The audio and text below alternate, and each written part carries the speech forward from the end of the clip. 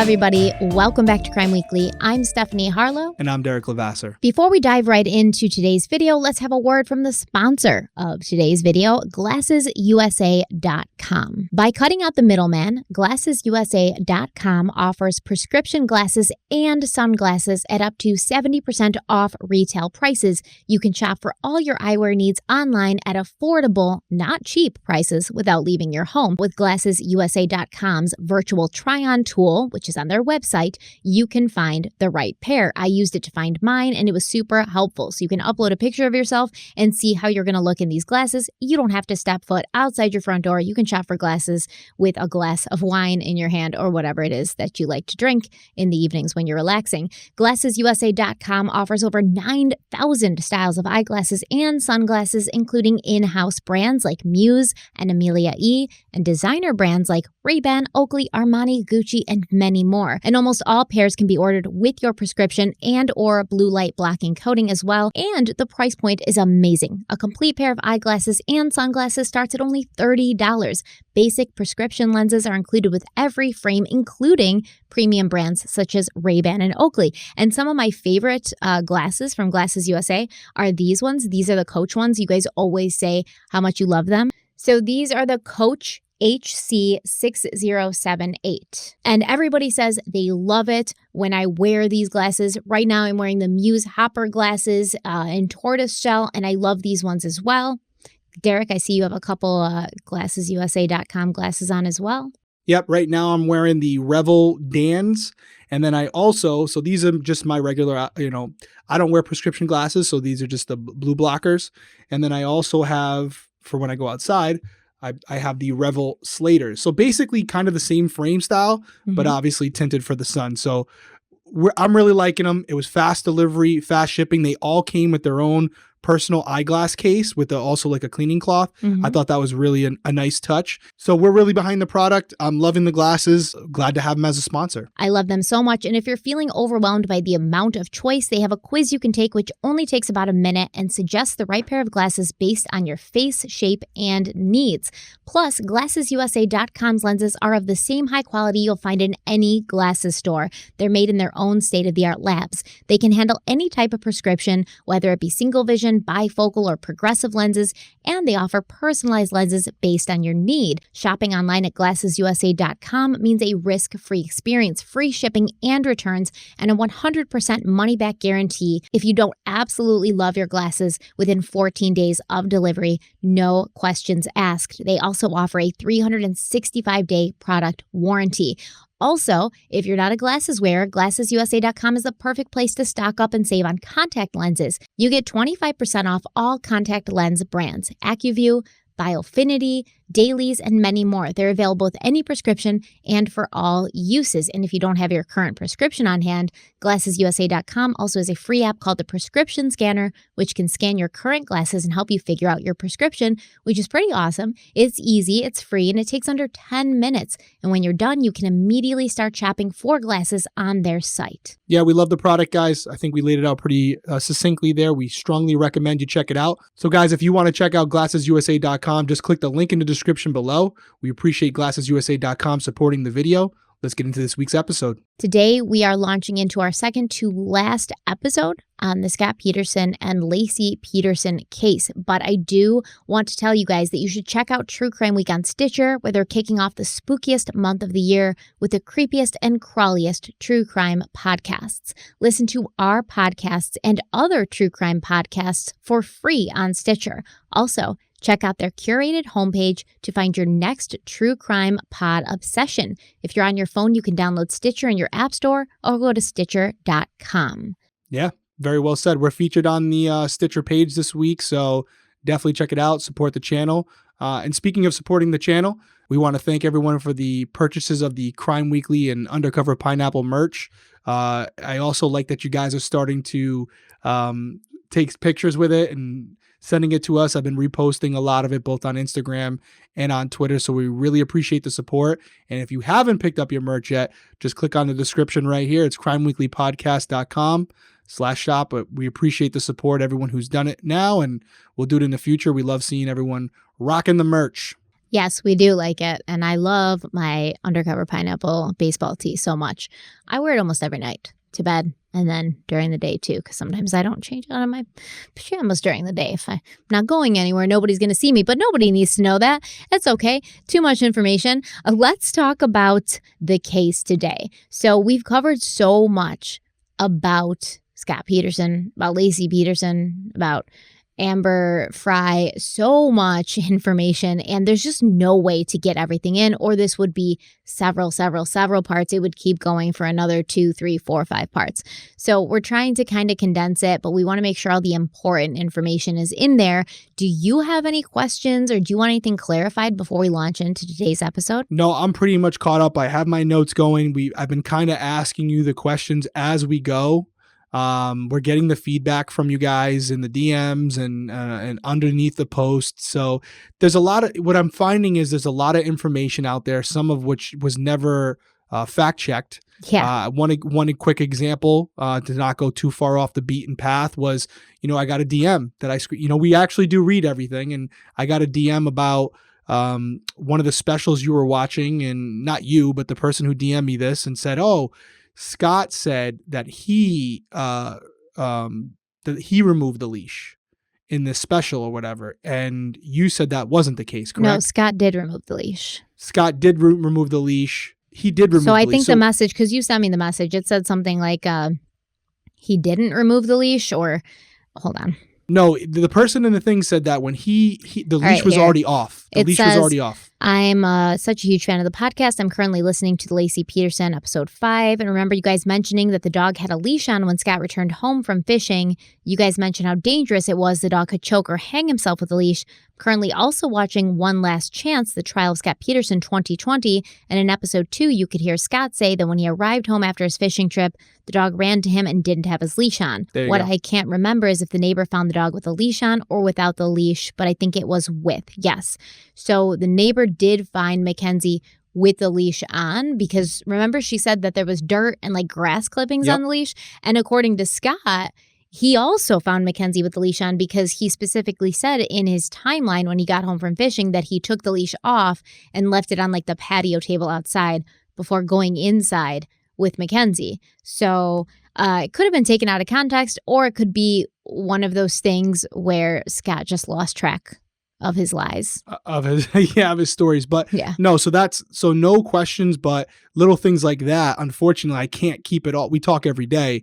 So some of those things, I mean, I think that was like a 9 or 10 o'clock text that I sent you, but any questions that I did have that could be contradictory to what we've said, you've been able to clarify it. And I'm all caught up. I'm ready for part 5. Yeah, this is a common thing with this case, because you can take one piece of information and you're trying to fact check this piece of information, and you end up going into all these different sources. And, one source will say, yes, that's true. The other one will say, no, it's not. So it's very difficult to determine what is true. But I want to go ahead and say that testimony during the trial, since these people are under oath, you kind of want to hope that their stories are the closest thing to the truth that you can find, since they're under oath legally, and they're technically not supposed to lie under oath. And I feel like most normal people who have nothing to lose, who haven't committed any crime, who aren't afraid of getting caught in something, they have no real reason to lie under oath, right? Right. Nobody ever lies under oath.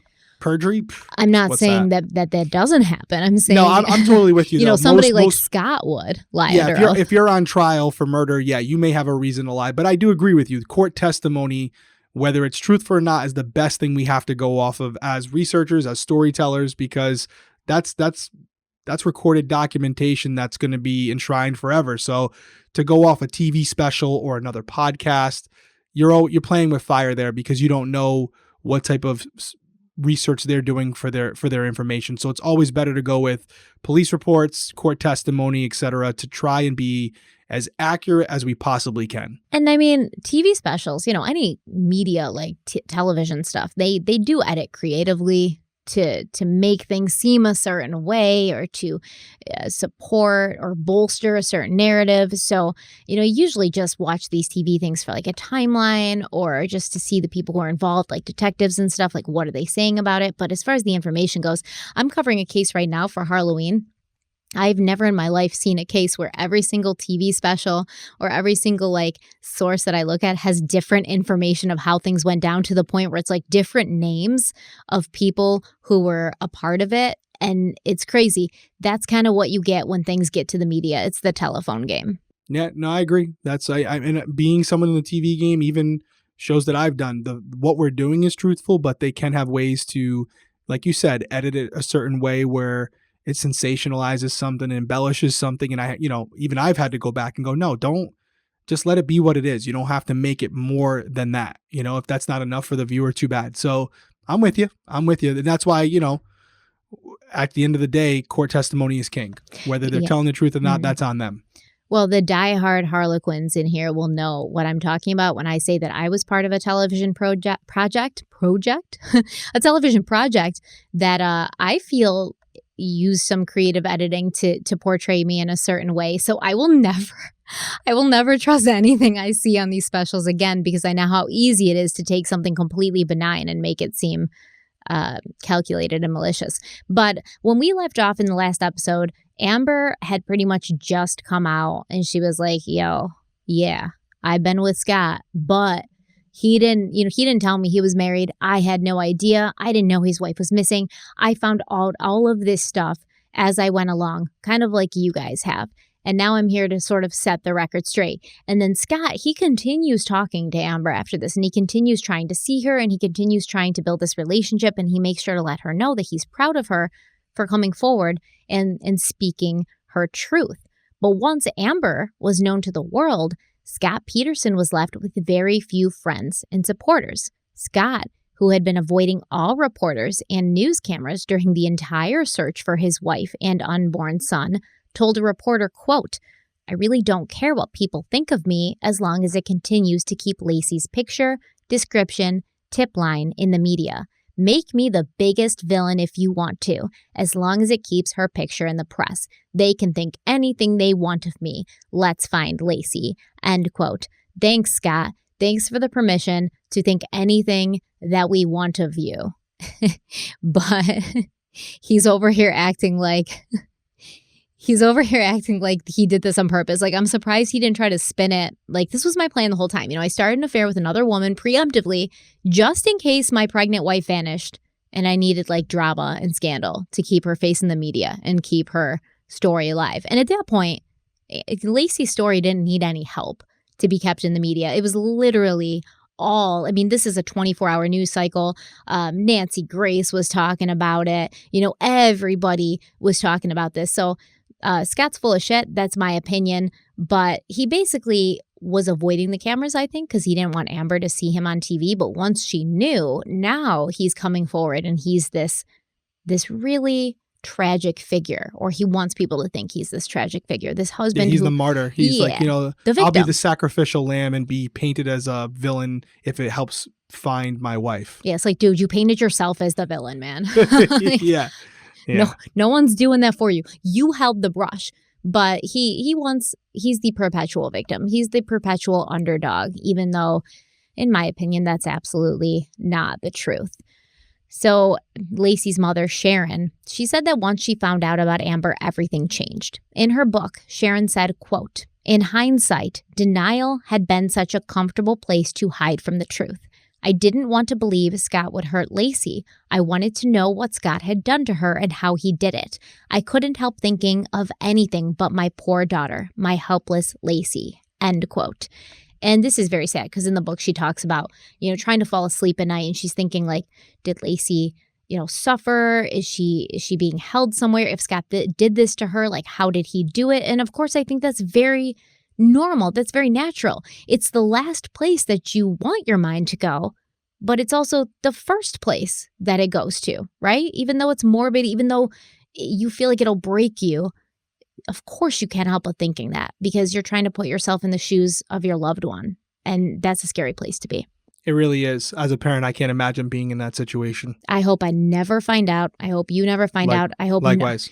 I wish nobody ever had to feel that. Mm-hmm. Well, the police told Sharon that they believed, based on their experience, that Laci had probably been asleep when she was killed, and they hadn't, found any signs of a violent struggle in the Peterson home. So basically they were like, we don't know if this puts your mind at ease, but there was clearly not like this huge fight. There wasn't this struggle. She wasn't fighting for her life. Everything seemed pretty chill at the Peterson home. So if he did this at their house, it was probably when she was unsuspecting, sleeping, etc. And that reminds me of Chris and Shanann Watts, because it's pretty much what we believe happened, right? I mean, he's given a million different stories, but at the end of the day, most of his stories surrounded around the fact that she was in bed when he got home and he sort of started strangling her while she was still asleep. And that's, gives her less of a chance to fight back and realize what's happening. Yeah, that's where I'm at on it. The parallels between this and Chris Watts are just uncanny. It's crazy. Yeah. But, it all kind of makes sense to me for the exact reasons you just said. No sign of struggle in the house.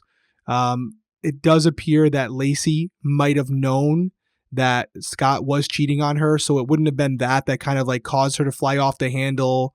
It doesn't appear it was like she flies off the handle and then there's a fight and he pushes her and she accidentally falls and lands the wrong way and hits her head, or a crime of passion where Scott walks in and sees Laci doing or saying something that he didn't expect.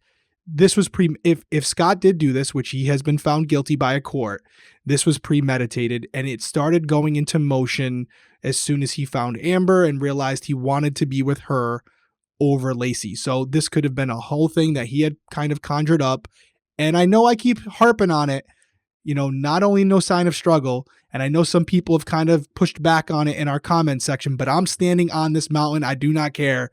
I think that the phone being in the car overnight is highly suggestive that when Laci went to sleep that night, she never got out of bed again. And I know people push back. They said, 2002, a lot of people just used their phones as like car phones at that time. Maybe you're right, but I'm staying on that. I'm staying right there on that mountain. I don't care. I think the phone, when we're looking for small things, because there's nothing obvious, you gotta kind of put the pieces together, even though the pieces may only be fractions of a puzzle piece. And I do think that the cell phone is something, and I think we could easily confirm or discredit that theory if we had the opportunity to speak to Laci and her family, because they would be able to tell us immediately if Laci was someone who left her phone in the car all the time and kind of looked at it as like a passive emergency thing, or was she someone who, because she was pregnant and going to be walking her dog, would take her phone just in case she had a medical emergency. I'm going with the latter, but that's just my opinion. You guys can weigh in on the comments, which I'm sure you will. What do you think? I didn't even ask, do you think I'm full of shit on the phone? Be honest, it won't hurt my feelings. I see where they're coming from and where you're coming from. This was a different time. It's not like we had TikTok and Instagram Agreed. And shit on our phones, right? So we weren't like, they weren't glued to our hands because there wasn't always something to do. It's like you get a call or you get a text. That's when you need your phone. And when she's in the house, she has her house phone, which is the phone that people are going to primarily call unless they can't get a hold of her on that. And then they're going to call her cell phone as a backup. Whereas today, 2021, your primary. Yeah, it's your primary. That's your main line. So I see that. However, I do want to say that I do not believe Laci took her dog out for a walk that morning. So I agree with you there. I don't know whether she was killed the night before or the morning of, but I'm also going to make a very, straightforward statement because I want to be honest with you guys. I 1,000% believe that Scott Peterson killed Laci. Okay? You just spoiled it. We're only in part 5. Listen, I 1,000% believe that he was involved. What I want to also say, though, is that I don't know if I was on that jury, if I could have voted guilty based on the massive amount of reasonable doubt that there was. That's why it's probably best I stay off juries at this point because I overthink everything. But I don't know when it happened. And the fact of the matter is, the prosecution didn't either, right? They didn't know shit. They didn't know anything. They had a hunch just like you and I do, just like the majority of the people watching this have a hunch like, yes, maybe there's reasonable doubt, but Scott in general just gives us an uneasy vibe. He gives us like a creepy vibe. Hearing him talk, seeing him, hearing about the things he does, that's our gut instinct telling us this guy's bad news, period. Let me dive in. You just gave it all away, but I want to go back to the phone real quick because you were 18 in 2002, right? Yep. Okay. You had Nev by then, right? Yeah. Mm-hmm. Okay. Do you remember that time at all as far as your phone or whatever? Because again, you're not Laci, but I'm just thinking like if you were home alone back in 2002, pregnant with Nev, do you remember if you had a cell phone or not? I had an LG Envy. Oh, Mike. So clearly you remember. Okay, perfect. Do you remember, I not without getting your personal life too much, were there times when you were alone? Yeah, of course. Okay. I was a single mother. I was alone all the time. I don't know how much people know, whatever. Right. So you were a single mom, you had a phone. Did it ever cross your mind that when you were going places or whatever, even though phones weren't as prevalent in 2002, but I was 18 in 2002 as well. I had a phone. I always carried my phone on me. I'm gonna be honest. I wasn't using it like I am now for all these extra features. But when I traveled, when I was walking somewhere, if I went down to the beach when I was in college, I had my phone on me just in case someone had to reach me. Were you someone that would carry your phone, especially during the time when you were pregnant with Nev? Or were you someone who kind of left your phone in random places because it wasn't something of really any importance to you in that time frame? When I was pregnant with Nev, I did not have a phone. I had a pager. It was baby blue, super cute. And then I'm going to also revamp my statement. The LG Envy came a little bit later, probably 1920. At the age of 17, 18, I had a prepaid. 1920? Yep. 1920. At 1920 what? I'm losing you. Like 19 or 20, the year of how old 19 I was. or 20. Okay. I was like, Stephanie, what are you talking about? Not 1920, not like the Great Gatsby. That's how I was like, what not the Roaring 20s. I'm like, is she having an aneurysm? What is she talking about? No, I'm a time traveler. Okay. All right. So 19 or 20 years old is when you got the Envy. I know. But then before that, when I was, 2002, I had a prepaid Virgin mobile phone that I got from Target, and it had very little minutes on it. I did not bring it everywhere with me. Okay. All right. So there you go. That's the point that a lot of you were making in the comments. Because usually it was out of minutes, Derek. Okay, so I couldn't use it anyways. So, I mean, those are all questions that if I were working this case, you guys always ask for the detective perspective. They probably already got the answers to this, I'm assuming, but I would be harping on that phone, wondering what her baseline was for that phone. Did she ever use it? Was it always out of minutes? If it was a prepaid phone, was it something that she carried around with her often when she would go for walks with the dog? I'd want to know all that, because anything that's outside the ordinary of what she would normally do, that's something I'm really going to want to focus on and look into. And if I learned that she was someone who didn't really care about her phone, but if she was going on a walk or going to the store, she would make sure she had it with her just in case, because obviously she's about to give birth. You never know. Yeah. Then again, that would be something I'd want to know. So I guess we can kind of put it to the side for now, but I think I've made my case on it as others have made their cases. We wouldn't know the exact answer unless we spoke to Laci and Laci's parents or one of her family members or friends that knew her obviously way better than we do. So I can tell you there's not a lot of information about that phone out there. I even got Sharon. That's why, Stephanie. That's why. It's bothering you. I get it, because you want to know. You want to put it to bed or not, right? But I do. But I read Sharon's book. Sharon wrote a book about Laci, and I thought if it's going to be someplace, it's going to be in here, because there's a lot of emotion in this book. Not so many, facts and, police evidence and stuff, but more emotion. How did Sharon feel about losing Laci? You can see Sharon's travels through like completely trusting Scott, starting to suspect him, to outright believing that he was the murderer of her daughter. And she says nothing about the phone. So it's strange, but regardless, that's the opinion. That's the detective perspective. Right. That's just my opinion. Like I said, I could get ruled out real quick, but we'll put a pin in it. I think I've made as much of a case as I can about it without having the complete picture. And it's anecdotal. Everybody uses their phone differently now, and they probably did too in 2002. Oh yeah. If it was today, I think every single person watching or listening to this would go, absolutely, there's no doubt. But I do think that 2002 does leave it open to interpretation, because I will definitely admit that phones were not nearly as prevalent or as technologically advanced where you could do these different things that could actually contribute to your safety. They really only had one purpose, and that was to dial a number. That's it. So I'm with you guys. I hear where you're coming from, but I'm sticking with my hunch. But my LG Envy was the shit, man. I remember how fast I could type on that little like slide out keyboard. I was like it was so great. And you could I had a Nokia. Oh, a Nokia? The ones where you could do the two-way Oh yeah. That's what we were doing. That's what we were doing on campus. Y'all were obnoxious in the mall, okay? Obnoxious. Yep. You were just jealous. I'm by Hot Topic. I'll be right there. I'm leaving Zoomies. Oh my God. Well, okay. Before we jump back into the timeline, I do want to go over some media appearances that were given by Scott Peterson and his family, because many experts and media consultants believed that these appearances, these incidents, they only hurt Scott's image with the public. I feel like every time Scott shows his face on camera, he's hurting his image with the public because he's just so freaking awkward.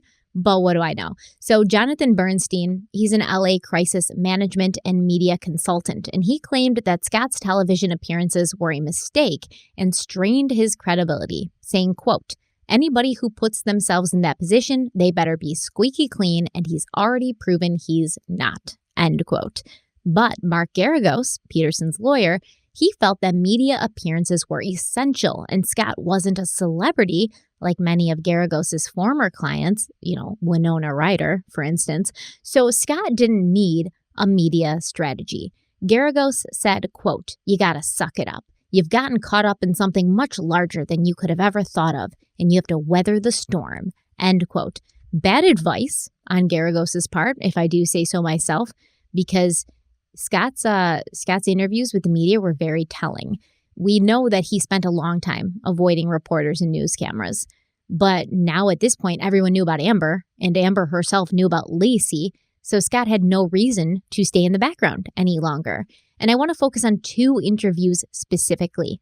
The one he gave to Gloria Gomez from CBS Channel 13 in Sacramento, and the one he gave to Diane Sawyer of Good Morning America on January 28th, 2003. So with the Diane Sawyer interview, it was overall just a really awkward interaction on Scott's part. I can't even put this into words.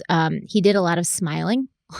When there's nothing to smile about. It reminded me of Burke Ramsey's interview with Dr. Phil. And I know a lot of people out there are like, no, Burke, he's kind of on the spectrum. Like he may be autistic. He may have Asperger's, something like that. So that could be why he was behaving that way. And I think even Dr. Phil said, Burke's a special kind of person. He has a different way. He's very socially awkward. Scott Peterson doesn't have any of those things to fall back on. He doesn't have any medical diagnosis to explain why he's smirking throughout this entire interview. He seemed to purposely make an attempt to keep his voice level, soft, and non-threatening. When she'd ask him questions, he'd be like, "Yes, well, that was just the way it was at that." Like, he speaks so it came off as creepy, in my opinion.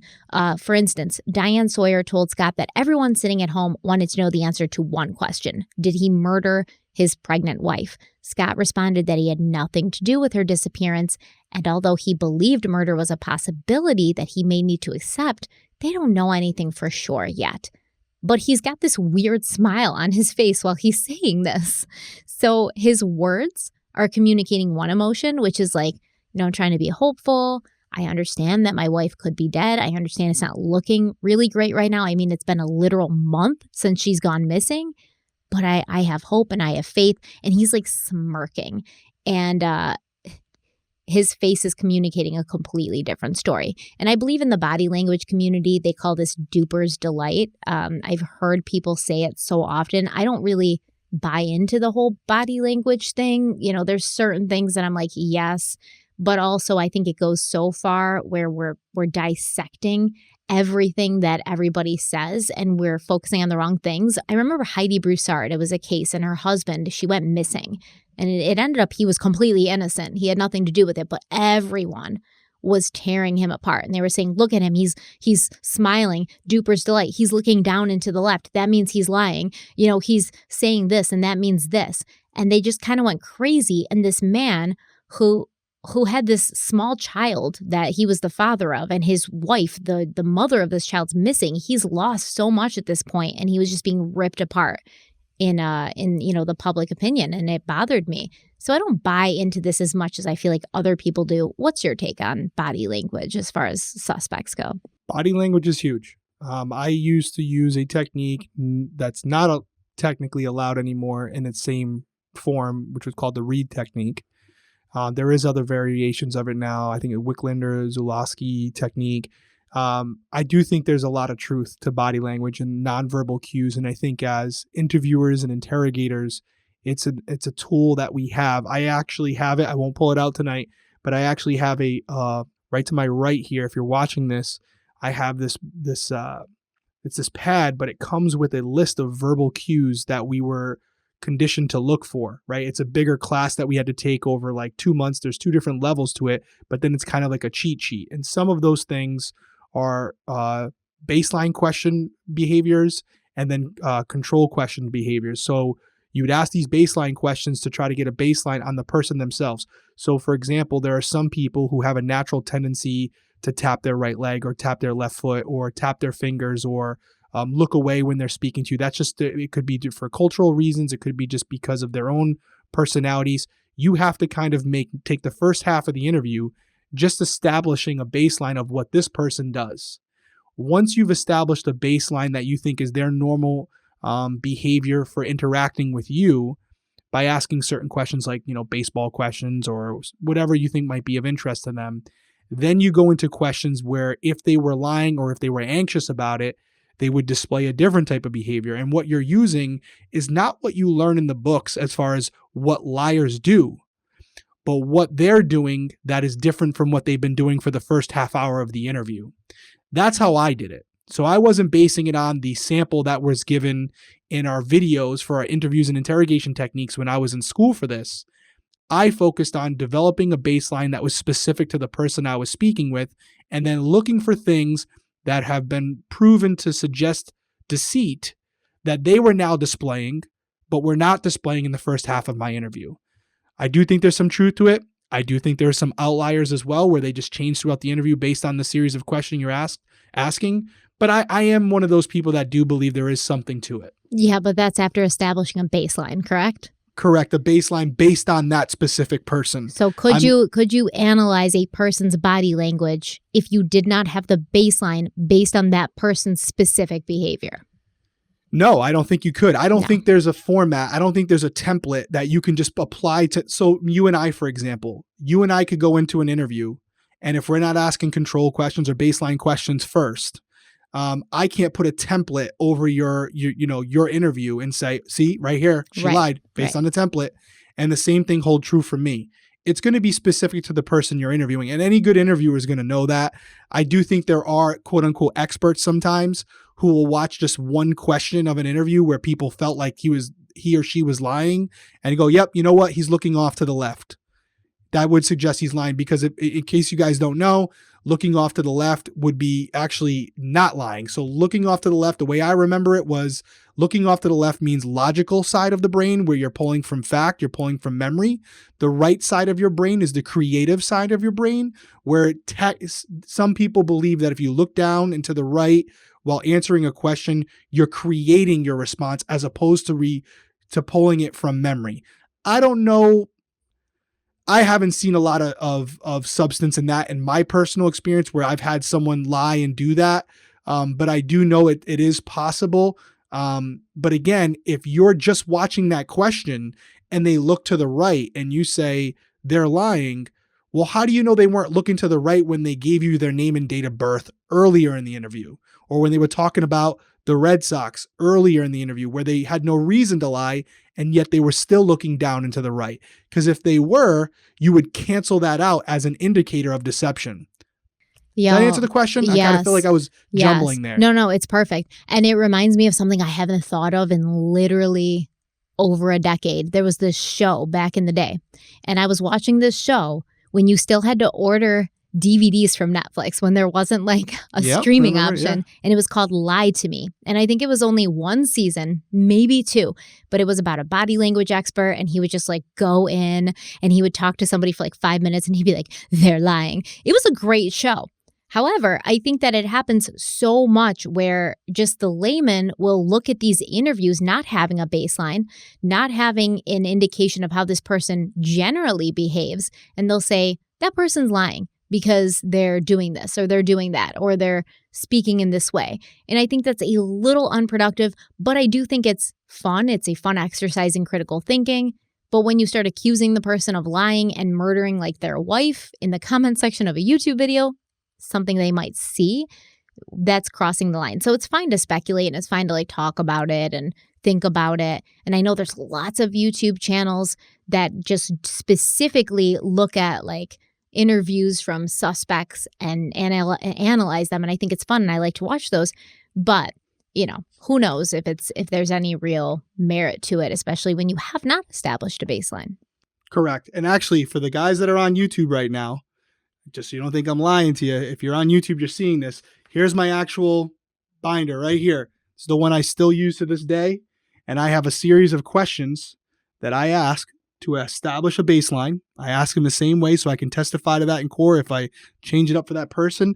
And then when you flip this open, now I don't show this to obviously the person I'm interviewing, but again, you can see here, behavioral guidelines. I don't want to get too far away from the mic, but it tells you signs of deceit, signs of being truthful. And this is I'm not just making this up. This is something that we as investigators do use in the field. Everyone's a little different. I have my little sheet here that you can see where I'll write out the names. And then there's also abbreviations down at the bottom here. These are little abbreviations so the person I'm interviewing doesn't know, but they're abbreviations for different indicators. So for example, we have maintained eye contact as MI. So I'll write a question out, and then based on their response when I'm establishing my control questions, if they didn't maintain eye contact, I'll write, MI or whatever. So I can make these little notations as I'm asking these baseline questions. Then when I get to the hard ones, I'll make the same abbreviations and compare them to see if I'm seeing some deviance in between the way they're answering. Is it deviating from the initial responses when it was controlled? So there is some truth to it. I guess it all depends on what you believe. I've been pretty successful with it, so that's kind of why I still believe there is value in behavioral analysis through nonverbal cues. But I also think that you have to, again, always establish a baseline based on that person. It's not one size fits all. So do you do that with me? Like, do you know what my baseline is? Do you know when I'm lying? It's kind of hard to turn it off. So with you, with anybody, since I was a kid, I've always felt like I've had a good read on people.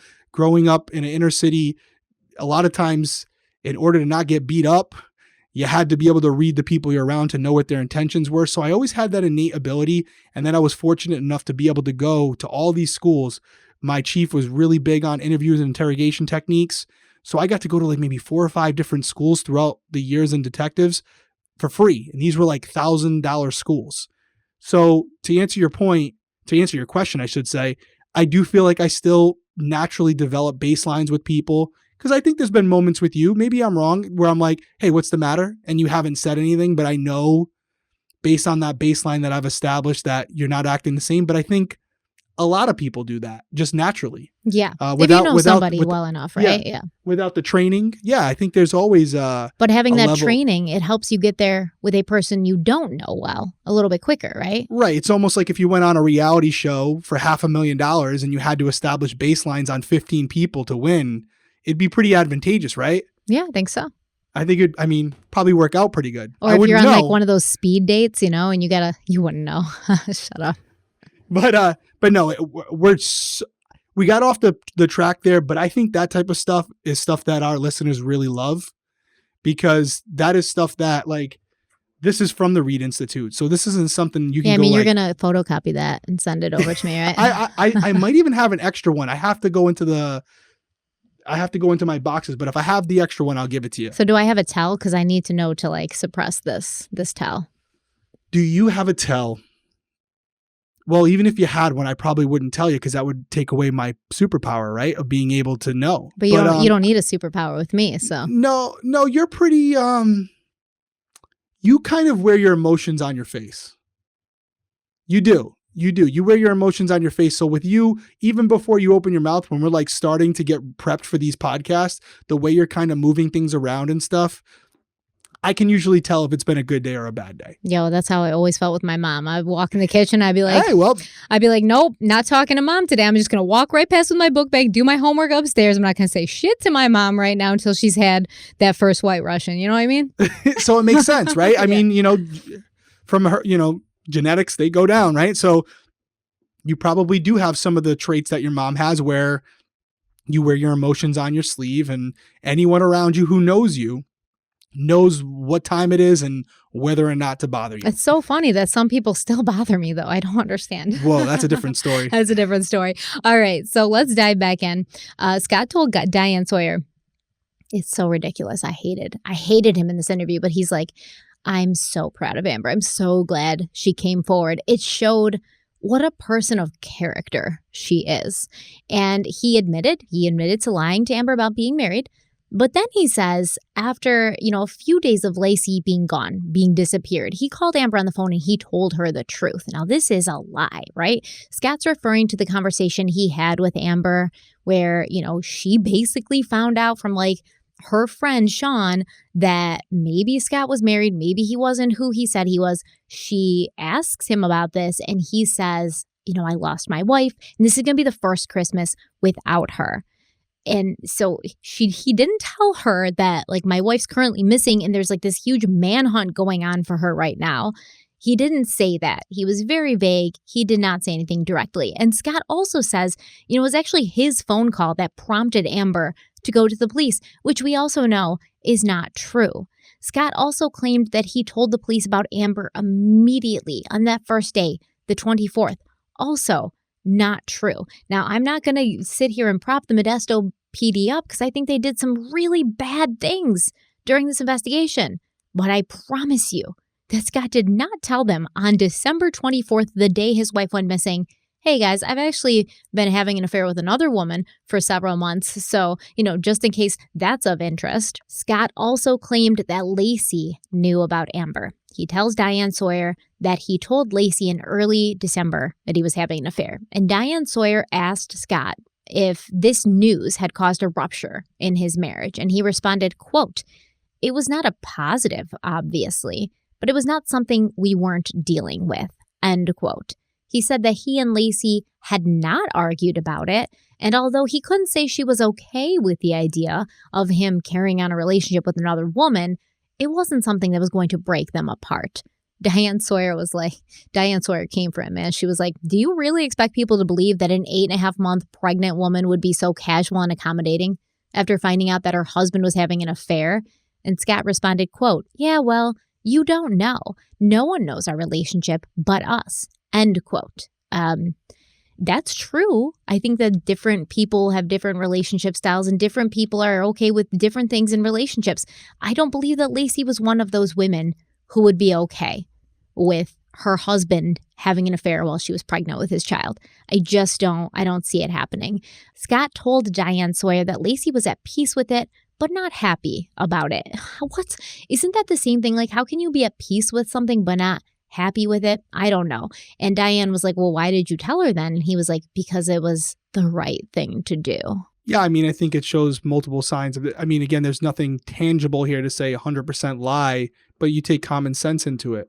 And for all the reasons you just said, it's definitely apparent that Scott is, as I said last episode, a pathological liar. He's calculated. I hate to admit this, but he's not a bad liar. He usually does have his ducks in a row, as we've seen with the concrete stories and all these things. He usually does have a pretty good backstory to support whatever narrative he's putting forward. So I'll give him that much. But I do think there are multiple slip-ups in there, as there usually is when someone is telling this elaborate of a story. And, the fact that, I guess you could say that maybe Laci was embarrassed and didn't tell her family about Amber because she didn't want to upset everyone, which I think it was in part 1 or 2 that you said that. Maybe that's possible, but I don't know. That's what he claimed, right? That's what he claims. But who's alive to refute that? Not Laci, right? Well, that's a question I have for you, because I did say it a couple episodes ago and you were like, oh, well, there is evidence to support that Laci knew. Just refresh my memory. Other than Scott saying that they talked about it, is there anyone outside of Scott Peterson who has said, Laci told me Scott was having an affair? No. Okay. And so there's a very good chance that she didn't know. Yeah, I don't think that she knew. Now, there was people who came forward and they were like, yeah, she seemed kind of off in the last weeks. Yeah, but she was pregnant, okay? You have a thing inside of you that's sucking the life out of you, taking everything you have. You're going to be off. You're going to be off. What about the photo? Didn't you say there was a Christmas photo that she found and it was almost like Scott wanted her to find it? But now that could be explained very simply, right? Because she finds the picture, okay? She confronts Scott on it. Who is this woman? Why is she sitting on your lap? Oh, Laci, that's so-and-so from the so-and-so business. She was drunk. It was embarrassing for her. Literally 10 seconds after that photo, I told her to get off me. It was inappropriate, but you're right. That's not a good looking picture. I apologize, but that's just so-and-so from work. She was drunk, bad night. Yeah. It could have been as simple as that. Yeah. And then, if Laci, you can't prove that he's lying to you, but you're still going to have a bad feeling about it going forward. Right. Yeah. Well, wouldn't you? We've all seen the photo by this point. If you've seen it on YouTube, we've had it in multiple times. He looks very happy in that photo. It doesn't look like he's uncomfortable or upset that this woman is sitting on his lap. So it's hard to believe. But no, I think I can tell you. I can tell you, if I was Laci and I found that picture, wouldn't have been me that went missing. That's all I'm going to say. Yeah, no, it's a bad look. But these interviews, again, man, some of these guys that we know are guilty of these crimes go out there. Fotis Dulos, perfect example, out there 2020 doing all these interviews because they feel I'm smarter than everyone. I'm going to go on national TV and I'm going to be able to convey to millions of people that I'm innocent because they lack so much self-awareness. They don't realize how skeevy they come off. Like, nobody's buying it. You come off just naturally being a really shady character. And although in your own head, you might think you're pulling over the wool on everybody's eyes, in reality, you're just making yourself look more guilty. Fotis was the same way. I watched the 2020 interview with Fotis, and after the interview was when I finally was like, no doubt in my mind, he killed her. Yeah. There's no doubt in my mind. Yeah, there's a lack of self-awareness, and there's this feeling that you're smarter than everyone, that everyone else out there is stupid. And yeah. Yeah. I mean, if criminals were smart, like I say all the time, if criminals were smart, they wouldn't get caught. I feel like some criminals are smart, right? But at the same time, not everyone is as stupid as they think they are. Right. Yeah, I agree. Yeah. I agree. So yeah, I don't love the interviews. It was super uncomfortable. Every time Scott sits down with somebody, he just has this greasy vibe. I don't like it. So Scott told Diane Sawyer that when Laci disappeared, all was well between them. And when Diane Sawyer asked him to describe their marriage, he said, quote, "The first word that comes to mind is glorious," end quote. And then he went on to say that Laci was amazing. She was amazing in the past tense. So that obviously raised a lot of red flags for people. And, this is kind of the same vein as the body language. I don't think it's a 100% guarantee that when someone refers to someone who's missing in the past tense, that means they know they're dead. I think sometimes it's the absence, it's the length of time. It had been a month at this point. So I do think that that's a slip. Sometimes it's a genuine slip that doesn't suggest anything else. But in Scott's situation, I'm going to go ahead and say that it's because he knew she was dead. Yeah, I'm with you. It's not a science. No. But it's definitely something that should be noted. It's a tool. It's a tool to be used with other tools. And again, it's one indicator of maybe 15 or 20 indicators in this interview that would suggest deception. Right. And then the whole Peterson clan, they hopped on Diane Sawyer's show with Scott and they claimed, they'd never wavered in their faith and trust in him, even though they had been surprised to find out he was having an affair, which I also find to be bullshit. I think Scott definitely told at least his mother before Laci went missing that he was seeing another woman. But Lee Peterson said that Scott having anything to do with something happening to his wife was impossible because Scott was the most gentle soul he knew. Now, I saw some comments in the last episode about Scott's gift to Laci for Christmas, and this was a great point to bring up, and that's why I'm glad that we're crowd solving and we're listening to your comments and reading them in relation to how we're basically formulating these videos. But, you guys asking that, it prompted me to look it up because honestly, I'd never even thought about it before. So the theory is if Scott did not purchase a Christmas gift for Laci, is it more proof that he knew she wasn't going to be around on Christmas Day to open it? Right? That makes sense. If he didn't even buy a gift at all, you wouldn't do that. You wouldn't not buy your pregnant wife a gift for Christmas. So he must have some sort of premeditation there. So Diane Sawyer kind of asked him about this, and Scott claims he got Laci a Louis Vuitton wallet for Christmas. During the initial search of Scott's home, Law enforcement had basically looked through and inventoried the presents that were under the Petersons' Christmas tree, and they found one large box wrapped in deep blue paper addressed to Laci from Scott. But the wallet was not in that box. In fact, we don't know what was. They never said. They just said that there was a gift there for Laci from Scott. However, the wallet was found in an open bag. It was still like in the shopping bag, and initial reports assumed that this was a gift for Laci from Scott. But later, police found a credit card receipt that showed Laci had purchased this wallet during a trip to Carmel a week before she went missing. So some argue, people who support Scott Peterson, they say, well, Laci may have bought this for herself and then didn't open it or use it because she basically wanted Scott to present it to her for Christmas. But I mean, then it's not really from Scott, is it? He didn't put thought into it. He didn't take time out of his day. There was no effort on his part. But we know also that Scott can be quite thoughtful when it comes to gift giving, just not with his wife, apparently. During Scott's trial, the prosecution showed the jury pictures of multiple gifts given to Amber Frey for her birthday by Scott. He got her a necklace, a Norah Jones CD, because Come Away With Me was kind of Scott and Amber's song. He said he thought about it. He thought about her every time he heard it. He got her a can of wildflower seeds, a little silver jewelry box. Scott had also given Amber some little gifts for her baby daughter. He got her this little kid's purse and some books.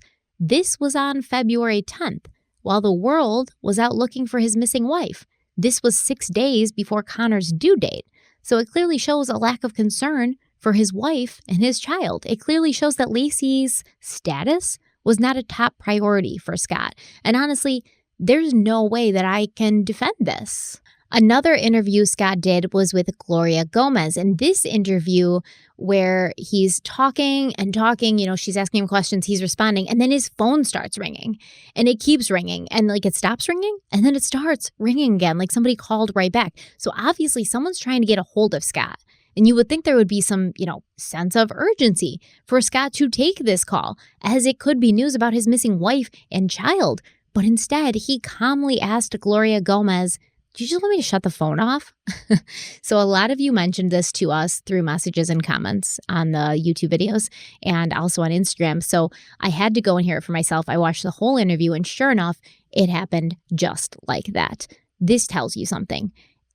In my opinion, it says that Scott's a good actor, but he's not a great one, right? He can only focus sort of on one thing at a time. And his main goal that day was to talk to the video cameras and appear to be as innocent as possible. But he can't multitask while he's in this unnatural state, because he's not genuinely and organically this honest stand-up guy. So this is a state where he's acting. He's pretending to be a good guy and a concerned husband. So when the phone rang, his initial thought is this damn ringing phone keeps interrupting my script where I'm trying to make the world think I'm this nice guy. But if he was a truly concerned husband, his first thought when hearing that phone ring would have been, have they found Laci? Is there news? Is she okay? What's going on? Right? Am I off base here? I think the main takeaway from me, even when you started talking about these interviews, Diane, Sawyer, obviously this newest one, these interviews, I ask what the purpose is. The purpose is not to try to help find his wife, because there's nothing he can convey to the viewers that's going to assist or motivate them more to find this pregnant woman, right? So both of these interviews are for self-serving reasons. They're just to kind of try to change the narrative on him while his wife is still out there missing. And that's all I need to hear. That's all I need to hear. You had me at that point. You're out there defending yourself and passively defending yourself. You started off by saying vilify me, but you're doing this so people can see you in the light that you see yourself. Oh, once they hear from me directly, they're going to love me. When in reality, your wife is still missing. Now, if you had information or the case was starting to lose steam or whatever, and you wanted to go out there and do a quick press conference to try to reinvigorate people to get out there and help them search for your wife, I'm all about it. This was not that. This was not that. So all this extra things you're telling me about is just reiterating what I already thought at the beginning as soon as you mentioned interviews. So that's where I stand on it. They're for him and for him alone. So let's talk about Scott's claims that Laci knew about Amber almost a full month before she disappeared. What do Laci's friends and family think about that? So a close friend of Laci's named Lori Ellsworth, she says she doesn't believe it. She saw Laci on December 14th, and she claimed that Laci was as happy as could be. She was not a woman who was being weighed down by the knowledge of her husband's affair. During the trial, the prosecution put witnesses on the stand who testified that Laci had never confided in them about knowledge of her husband's infidelity. The day before she went missing, Laci had stopped into a salon for a facial wax during the day, and she complained about swollen feet and lack of sleep, but not marital issues. One of the most outspoken opponents of Scott Peterson is his half-sister, Ann Bird. She was one of the children that Jackie Peterson had put up for adoption, and she was about 6 when she found out that her parents were not her biological parents. When she was 32, she got a call from a man named Don. This was another child who had been born to Jackie Peterson but not raised by her, and Don told Ann that he'd found their biological mother. Ann says when she first sat down with Jackie Peterson, it was odd. Jackie kept it real light. She asked Ann about her favorite foods, what she liked to do for fun, etc., but she never apologized to Ann for giving her up. She never even gave an explanation as to why. And Ann claims, she really wanted that. She was expecting it. She was looking for it. That's what she wanted. And it just sort of never came up. Ann also said that when she first met Scott, she already knew that he was referred to as the golden child. But she was surprised because he wasn't stuck up or anything. He was very welcoming, very friendly, and he just couldn't stop smiling when he saw her and they first met. He kept looking at her and he was like, I can't believe you're my sister. He was just taken aback by it, but super happy about it. Ann said she thought Scott was wonderful and amazing. She was having some issues with her car, and as soon as she mentioned it, he went right outside to check it out and help her out. Ann was also introduced to Scott's beautiful, outgoing wife, Laci, who she described as loving life and loving all people, very funny, with a hilarious sense of humor. Laci and Scott were present when Ann got married to her husband, Tim, and when she got pregnant, she and Laci bonded over that, even though Laci was having trouble conceiving a child of her own at that time. According to Ann Bird, in November of 2002, they were all supposed to take a family trip to Disneyland, but Jackie Peterson called Ann and said she didn't know if Scott and Laci would be joining them, saying, quote, they're having problems again. Men, end quote. Now, apparently there was some friction between Laci and her mother-in-law. Ann said that Jackie did not like Laci's attention to detail. She was too controlling. She was too focused on being a perfectionist. And Jackie resented the fact that Scott and Laci had moved to Modesto, which was closer to Laci's parents, but further away from Scott's. Essentially, the general impression that Ann got was that Jackie did not feel Laci was good enough for Scott. Scott and Laci did go on that Disneyland trip, and Laci had a great time. She was in really good spirits the whole time. She was bubbling over with excitement about the baby that she was carrying, and Ann Bird said, quote, she is to this day the happiest pregnant person I've ever seen, end quote. Scott, however, was not his usual self, though. He was distant, and he spent a lot of time on this trip on his cell phone in the hotel room. So what I personally feel happened here is Laci had no idea Scott was seeing Amber behind her back. She was happy. She was looking forward to becoming a mother. She thought everything was fine. But Scott may have been in his mother's ear complaining about Laci, telling Jackie, how hard it was, how mean Laci was, how things weren't going great. Possibly he was trying to prepare her for an introduction to his new girlfriend, Amber, someone his mother may approve of a bit more, someone younger, more naive, who would worship Scott in the way he deserved. In the days after Laci's disappearance, Ann went to Berkeley Marina, which was a short drive from her San Francisco apartment. So basically, Ann Bird lived in San Francisco with her husband and her family, and she was trying to help Scott in the early days. So she went to this marina, and she's talking to people who work there, people who are often there, and she was able to locate 4 people who claimed they'd seen Scott there on the morning of Christmas Eve. At this point, Ann believed, even though she didn't really know him, that Scott could not have possibly been involved, and she trusted him completely, which is why she opened her home to him in mid-January 2003 when Jackie called her and told her that Scott had been chased out of his home by the media, etc. And he's basically living in a rental car. So Ann was like, don't live in your car. You're my brother. Come and live with me. So Scott occupied a small loft bedroom in Ann's home, and his bedroom actually overlooked San Francisco Bay, which happened to be the place where law enforcement was spending most of their time looking for his wife. The first day he moved in, Scott had dinner with Anne and her husband Tim, but he didn't bring up Laci's name once, even though she'd already been missing for 3 weeks. They had some food, they drank some wine, and as Scott refilled his glass of wine over and over, he seemed to loosen up and actually begin enjoying himself. Anne's husband Tim later told her that this dinner had set off some red flags for him. He said that Scott was making an effort to be in a good mood over dinner, but it didn't seem as if it had taken too much effort. So Anne and her husband Tim actually fought about Scott for a couple months because Tim was like, this seems suspicious, this seemed weird. And Anne was like, you're just looking into it. That's my brother, stop. So she actually went to bat for Scott multiple times. But eventually Anne realized that Scott was acting a little abnormally.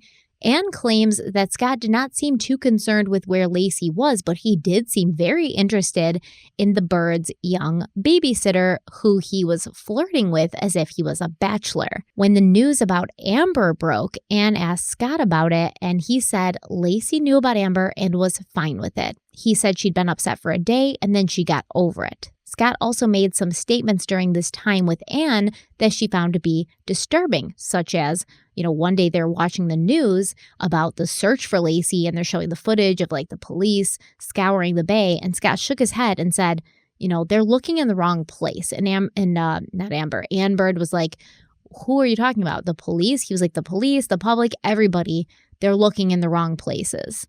So after several of these red flags, Anne decided she could no longer defend her long-lost half-brother. Yeah, there's a lot in there that you can break down and you can take. I think it goes back to what we were saying earlier, as far as we know, people probably at this point know what we believe. So it's really easy to come to the conclusion based on these behaviors. But I think even just looking at it as if it was not Scott, again, your wife is missing and you're flirting with the babysitter. It shows that you're a real sick individual. And then, God, I can't believe I'm doing this, but to defend Scott a little bit, I would love to have been in the room when he made that comment, because it's almost too obvious that he killed her at that point. He might have been like, oh, they're looking in the wrong places. She wouldn't be, like a concerned, frustrated husband would be. Right. So I would love to hear the tone in which he said it.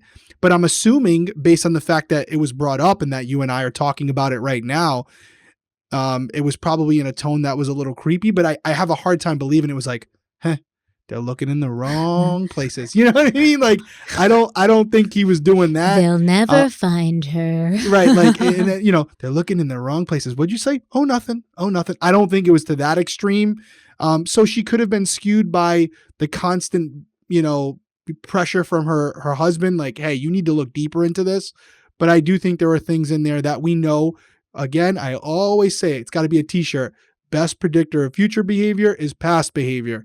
And Scott with Amber, Scott with other women, hearing this story about this babysitter, nobody out here is not believing that he did that. Because again, that is his behavior. That is what he is proven to be. So when I hear that, I know there's truth to it. I know it's more than just being nice. Yeah. Once again, the comment, they're looking in the wrong places, that could be taken multiple ways. That's the way I took it when you said it. But if all those other things didn't exist, right? So it's in combination with all the other things. Otherwise, it could just be they're looking in the wrong places. They suspect me. They're looking in San Francisco Bay because that's where they know I went fishing that morning, but I had nothing to do with it. They're looking in the wrong places. That would seem completely valid coming from somebody if they didn't have Scott Peterson's track record for cheating and lying and just being an overall dick. Exactly. So I think for us, knowing who we're talking about, it means more because it's not a normal person who we're just trying to find something. This guy has a pattern of behavior that this is just on par for Scott Peterson at this point. This is who he is. Yeah. And what we're going to talk about next is sensitive. So I don't feel like you should be listening to this with your young children anyways. Probably not the best thing to do because it's all true crime podcasts in general. I don't think should be consumed by young children. But if you do have young children around, or if you yourself are sensitive to, very triggering topics, just, proceed with caution. As always, I always try to give you these these tidbits of information in the most sensitive way possible. I don't want to go into graphic detail, but it's still upsetting because we're talking about, of course, a baby and a woman who was murdered. So on Sunday, April 13th, 2003, at around 4 p.m., the remains of what was believed to be a full-term fetus were found on the shore, San Francisco Bay, about 1 mile away from Brooks Island. And if you remember, Brooks Island was the island that Scott Peterson claims he was sort of trolling around. He saw the no dumping sign, etc.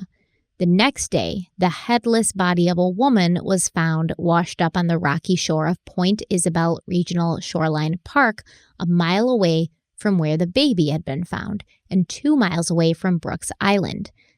It was Laci Peterson and Connor Peterson. Laci was basically only a torso. Her head and both arms were missing. Her left leg from the knee down was missing. Her right foot was missing. And her internal organs were all gone with the exception of her uterus. In her body cavity, instead of organs, there was basically sea life growing. And it shows you how long she was underwater in the bay. Connor was in much better condition than his mother. He was hardly decomposed at all, even though the right side of his body had been, he had sort of like a cut or a tear on the right side of his body that they couldn't really say where it had come from, and the placenta and umbilical cord were not found with Connor. The autopsy said that Laci Peterson's cause of death could not be determined due to extreme heavy decomposition. She was in the water for 4 months, but there was no evidence of man-made wounds. So basically they were able to examine her body and they could tell, as far as we know, this woman was not shot and she was not stabbed. Even though Laci and her child had been found a mile apart, their bodies shared something in common that we still really don't have an answer to. Reading from the autopsy done on Connor Peterson, quote, "There was some material associated with the body, particularly some clear plastic tape, a lot like wrapping tape or boxing tape, 1.5 loops of plastic tape around the neck of the fetus with a knot near the left shoulder. The skin beneath the tape was not injured, and there was approximately a 2-centimeter gap between the neck and the tape when pulling the tape so it was firm against one side of the neck. The tape was examined and found to be approximately 50 inches long, tied into a small bow over a very tightly overhand knot." End quote. So when Laci was found, there was also tape on her body. There was tape found on her inner thighs. Now, allegedly, the coroner was never able to see the tape from the bodies because it was photographed by police and then removed. And some people refer to the tape on Connor as twine, but if you look at the pictures, it sort of looks like it could be like twine or a rope, but if you spread it out, it's longer and wider, and it kind of looks like tape. So the tape, or the twine, whatever you want to call it, found on Laci and Connor's bodies, it led some to believe that this was evidence that Connor had been born before he and Laci were killed, and the material found on the bodies was not picked up in the bay, but put there by human hands before Connor was placed in the bay. Connor was not as decomposed as Laci. Like I said, hardly any decomposition. His body showed very little animal activity. Additionally, which you will not hear anywhere, it was not brought up during trial. It's pretty much, I had to dig for this, but additionally, on the scene, on the same shore as Connor was found, a few feet away, there was this pallet bag. So a pallet bag is like a very long, usually like 6-foot plastic bag, and it's meant to hold pallets. And if anybody knows, or if you worked at a warehouse or like a dock or something, pallets are these long like wooden things that you can store stuff on. A few feet away from that bag, there was a couple of long metal pipes. Now on both the bag and the pipes, there was also tape found. East Bay Regional Park District Police Officer Timothy Phillips commented on the scene that the bag's odor was similar to that of the remains of Connor Peterson, but this is not found in any police report. It's just something he said while he was on the scene, and it was, noted by the people around, and they later repeated it, but he did not write it in a police report, and it was not included in any of the police reports. Now, during the trial, Scott's defense team would argue that Connor could have been placed in that bag, which would explain why he was far less decomposed than his mother, but that would also mean that he'd been born before going into the water, which something the prosecution's experts claimed was not possible. Detective Al Brocchini called the Canadian company that manufactured these bags, and he asked if they ever shipped to Modesto, California. They said they did not, even though Laci and Connor were not found in Modesto. After that, Brocchini dropped it. He didn't do any further investigation into what the bag was, how it had gotten there, or if there was a connection between it and Laci Peterson. Matt Dalton, who's a former prosecutor who joined Scott's defense team for his first ever case as a defense lawyer, he did his own investigation into that bag. The prosecution and the Modesto police had written the bag off as just something that had been in the bay and washed ashore. Matt Dalton called the company, and he was told that they did in fact ship their bags to California. In fact, their product was being used at that time on the Richmond Bridge retrofitting project, and the Richmond Bridge was actually not far from where the bodies had been found. A representative from that company told Dalton that the bag did not blow away and end up in the bay.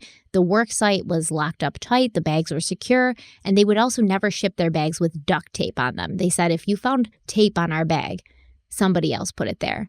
Matt Dalton asked the construction crew at the bridge, what are you going to do with these bags when you're done with them? And they said that they would throw the bags away and they would eventually be taken to the Richmond Sanitation Company, which was a short distance away. Matt Dalton went there and saw that there were surveillance cameras, so he asked to see the footage for the week of December 24th, but he was told to get a subpoena. When he got the subpoena, the company told him that they had recorded over those days, and that footage was gone forever. Another strange thing was that there had been caffeine present in Laci's body at the time of her death. But as you know, she was pregnant and she'd stopped drinking caffeine. She wasn't drinking coffee, tea, nothing, because she was pregnant. This all bolstered the defense's theory that Laci and Connor had been the victims of some satanic cult in Modesto who had taken Laci specifically because she was pregnant, and sacrificing a newborn baby at Christmas time is some, well-known pagan ritual, I guess, that gives you all sorts of powers. And so basically they kidnapped Laci, the satanic cult, and then they waited for her to give birth. And then they sacrificed both the baby and the mother to their unholy gods or whatever they do. I'm not a satanic cult expert. I don't know what they do. But what do you make of all this? I know we just went over a lot. So there is a lot, and I know there's some more to go. I'm not going to try to explain the things I can't explain, like the tape, because it could be something more, or it could be as simple as much as they're saying it couldn't be in the water, it wasn't in the bay. We all know there's a lot of trash in our bodies of water, way too much.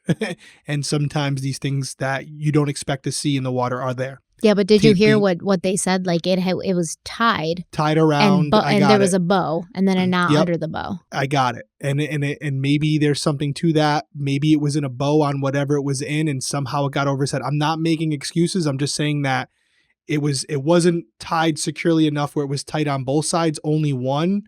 The water does weird things. Could it have gotten over his head? Don't ask me how. I think it could have. If the opening of that bow, that area, was bigger than his head, where it could be slipped off without untying it or cutting it, then it's possible. But how do you get what I'm saying? Yeah, sure. But we're also going to say that Connor was in the water a lot less longer than Laci was, right? Well, here's where I'm going with that. Okay, and there's a lot more to go over here, and I hope I'm not stealing any of your thunder as far as what you have left, because I knew you have more stuff to go. So my initial impressions from what you just said is that it's kind of in line with what we said earlier. I think it's very unlikely that they were in the water at different times based on how they were found and the distance they were found from each other and the timing that they were found. So what would be your explanation then, Derek? Okay, here's my explanation of it, which, again, take it for what it's worth because I wasn't there. I do think that Laci had been tied down somehow. She was weighted down somehow, and she was most likely weighted down by her limbs. And that would explain why she didn't have any limbs at the time she was found, because as the skin, the connective tissue decomposed, those limbs may still be tied to whatever they were attached to originally. And so her body floated up based on buoyancy, gases, etc. When she was just a torso, again, I'm trying to be respectful here. It does allow, if she was pregnant, for a fetus that had been protected by Laci inside of her stomach for a decent amount of time to be preserved in her uterus so that when she finally is released from whatever's anchoring her down, again, just the way the water moves, just like the bow, Connor, because he's no longer attached by the umbilical cord because of, again, decomposition, he floats out of her and away. Now, I want to get into what you just said about Connor and about Laci, because with my limited amount of research that I've done about satanic cults and how they sacrifice things, it's usually not by strangulation. There's usually some type of stabbing, shooting, whatever it may be. Sometimes there is a decapitation. And you could say that that's what happened to Laci, right? Because she's missing her head. But I would think that if they were sacrificing a child as well, they would not sacrifice that child by strangulation. There would be signs of some type of trauma, whether it's a stabbing. I don't think that they would use a gun, but there would be some type of trauma to Connor to suggest he was. I'm trying to be respectful here, but he died an unpleasant death, not a death like a strangulation. So the fact that his body was in a lot better condition because it was preserved, in my opinion, by Laci, is why he didn't have any serious injuries to his body. And I think that if this was something where he was outside her body while alive, they would have killed him in a manner that would be identifiable to a pathologist later. I might be missing some things. You covered a lot there, but I know I'll give you that, and you can hit me back with whatever you're feeling based on what I just said there. No, I think that's all valid. It's just impossible to know, right? 100%. That's why I qualified it. It's like, who am I? Who am I to say? I'm not a pathologist, and we all know from Robin Pope and from many other cases, water is a bitch. It ruins an investigation. I'm actually shocked they were able to determine she had caffeine in her body. You know what I mean? Like, I don't even know. I still want to know how they did that, because I know with Robin Pope, we couldn't tell anything. But again, if you're to think that it was some type of satanic ritual, you can explain away Laci, because, they could have decapitated her, cut off her limbs, whatever, and that would explain everything we know. But at that point, why was she in the water so long? Why was she allowed to have this type of sea life grow inside her stomach? She was held down somewhere, weighted down somewhere for a very long time. So how does it happen to Connor? How does he stay in that condition? I think the simple explanation is he was protected by Laci. He was inside Laci's body, and it wasn't until Laci detached from whatever was anchoring her down, which included her lower body, that Connor was allowed to come out of her body and then float independently of her. And that would explain why he had very little damage to his body. As far as the tape and the bow, you got me there. I got nothing. Yeah, so basically, Mark Aragos and the defense team, they were like, oh, the caffeine means that Laci was taken by somebody, and they clearly fed her something that had caffeine in it. I mean, it could mean a lot of things. Chocolate has small amounts of caffeine in it. I can't imagine as a pregnant woman you'd give up chocolate. That's what you want the most sometimes. So it could mean a lot of things. But and I just want to bring it back here. We're talking about a case where the husband, okay, is believed to have killed her. And we know for a fact that the husband, on the morning of her disappearance, went fishing. And there's clear indications that he was making some type of anchor. Take that as one part, right? That we have that information that we know is true. He has an explanation as to why he went fishing and as to why he was making anchors. I get all that. I get it. But take that into consideration, and then take into consideration that when his wife is eventually found, there's evidence to suggest that she was placed in the water consistent with where he was fishing. And it appears, based on the damage to her body, that she was weighted down by something for an extended period of time. Mm-hmm. Coincidence? Maybe. I don't think so, but maybe. And I just want to, again, I'm bringing up stuff that we all know, but when you start to put two and two together, maybe there's some significance there. I don't know. Maybe. Well, what are you thinking right now? I can see your wheels spinning. I don't know. It sucks. It sucks because I like to have things really laid out. I don't like to jump to conclusions. I don't like to jump to speculation. The fact that they never found any anchors, and I mean, they scoured that bay for weeks. These anchors, they're anchors. Their purpose is to just, sink and stay where they are, right? Right. So they're not going to be like moving around a ton. Nope. So it's crazy that if the prosecution's going to argue that there was these at least 4 other anchors, right? You would think at least holding her arms and legs down. I could say one. I could see just being one. Well, the prosecution thought he had made several, 4 to 5, one around her neck, one each on her arms, one each on her legs, that's a lot. Well, that's what they said. That's what they said, that there was all of these anchors, and that's why eventually when she did decompose, she came up, like you said, the connective tissues on her neck, her arms, and her legs all kind of separated, and she floated up. So you would expect there to be 4 to 5 anchors out there somewhere with body parts attached to them that have never been found. My thought is on it, it's probably 1, maybe 2, and there's maybe 1 or 2 chains that have been embedded in the concrete, and those chains in like a V pattern, a V formation, are tied to the legs and arms. I'm even going to go as far as saying there probably wasn't one around her neck, because I know that based on a lot of the autopsies I've been around, even just people dying in their bed, I'll just say it. We're all adults here. There have been times where we found a body after a month,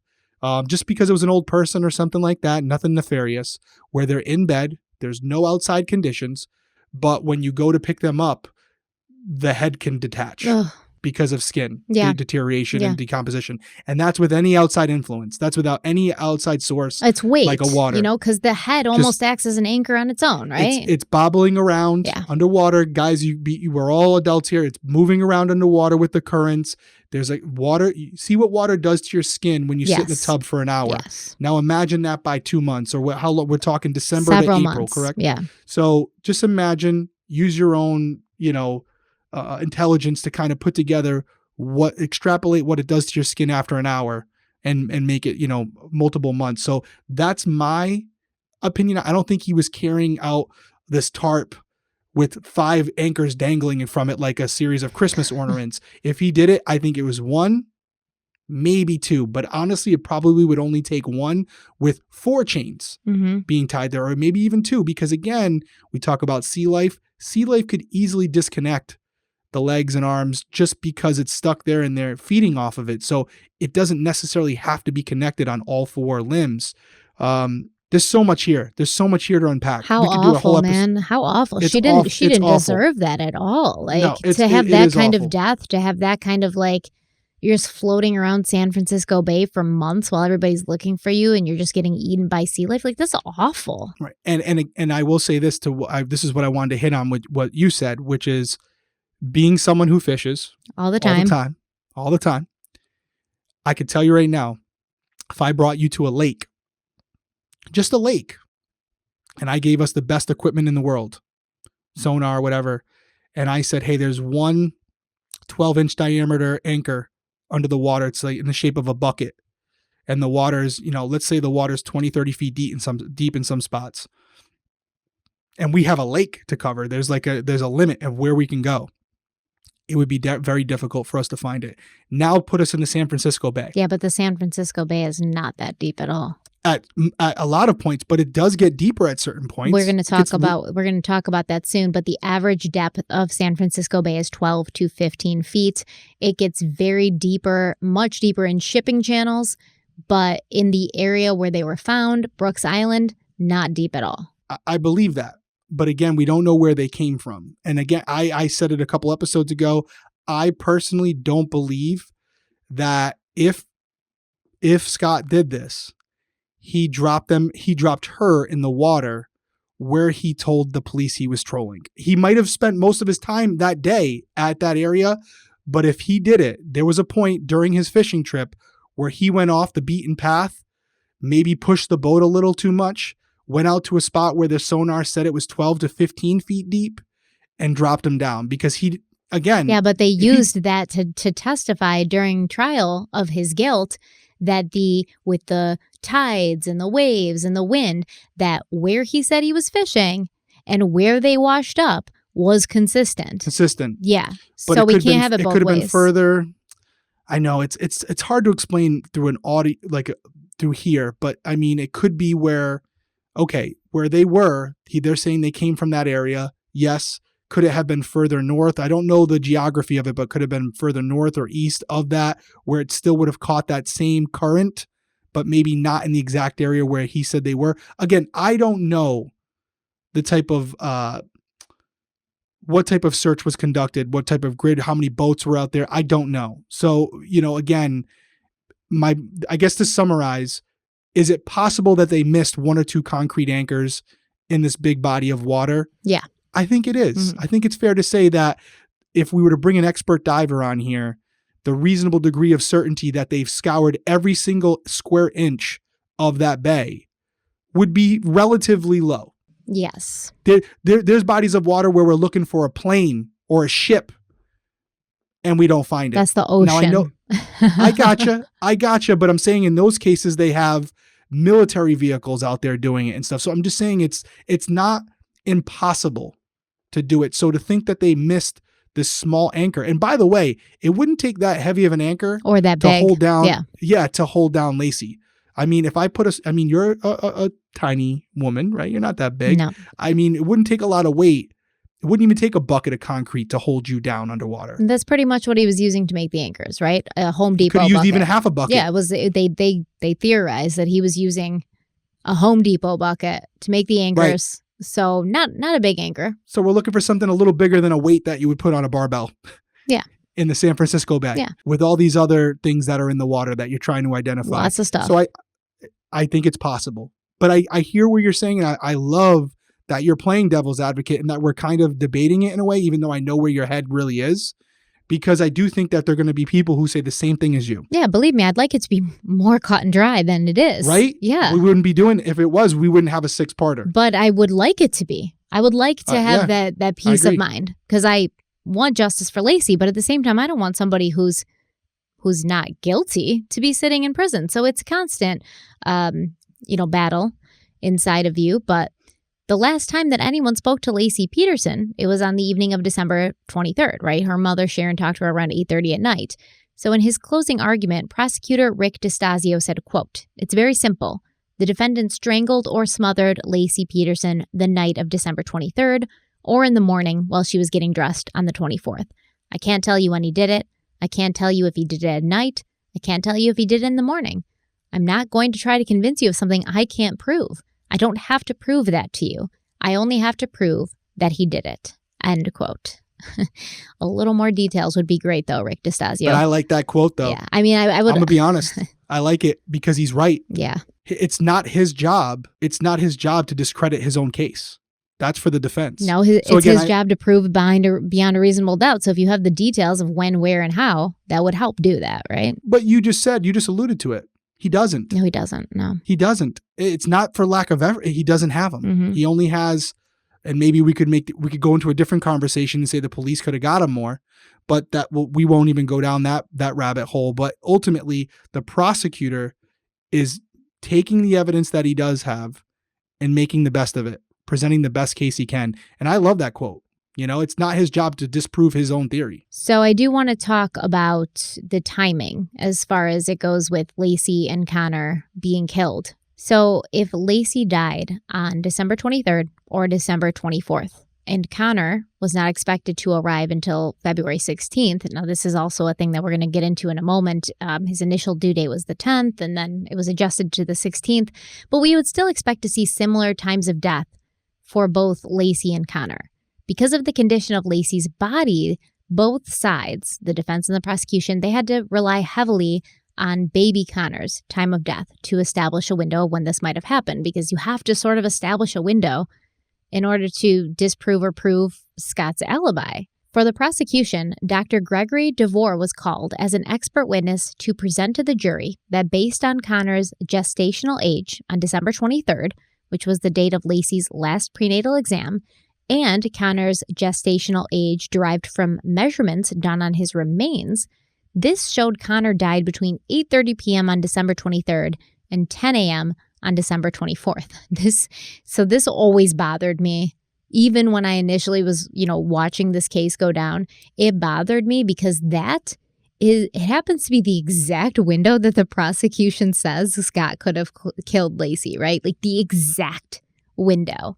8:30 p.m., which is the last time Laci talked to anybody besides Scott, and 10 a.m. the next day, which is when Scott left the house. So basically, Dr. DeVore pretty much was like, let's find the time that Scott was with Laci on these 2 days and say that that's the time of death. So I don't like how specific that was, because I feel like you couldn't possibly narrow it down to that specific of a time.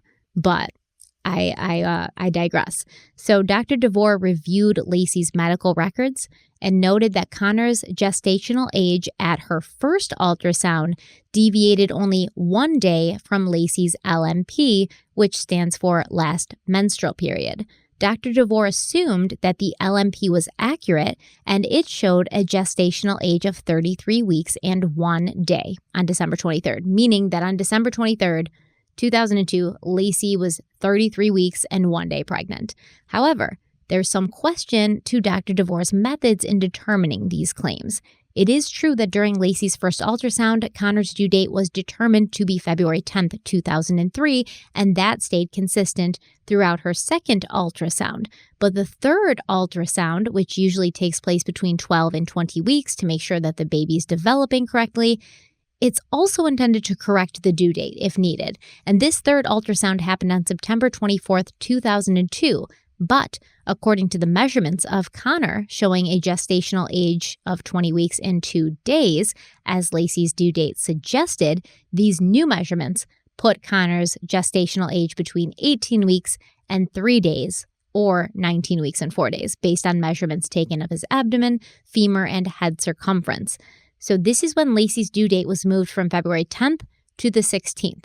During the trial, the prosecution argued that since Laci's doctors had not officially changed her due date in their records, this discovery was not that serious. But it turns out Laci's doctor did make notations of this in the file.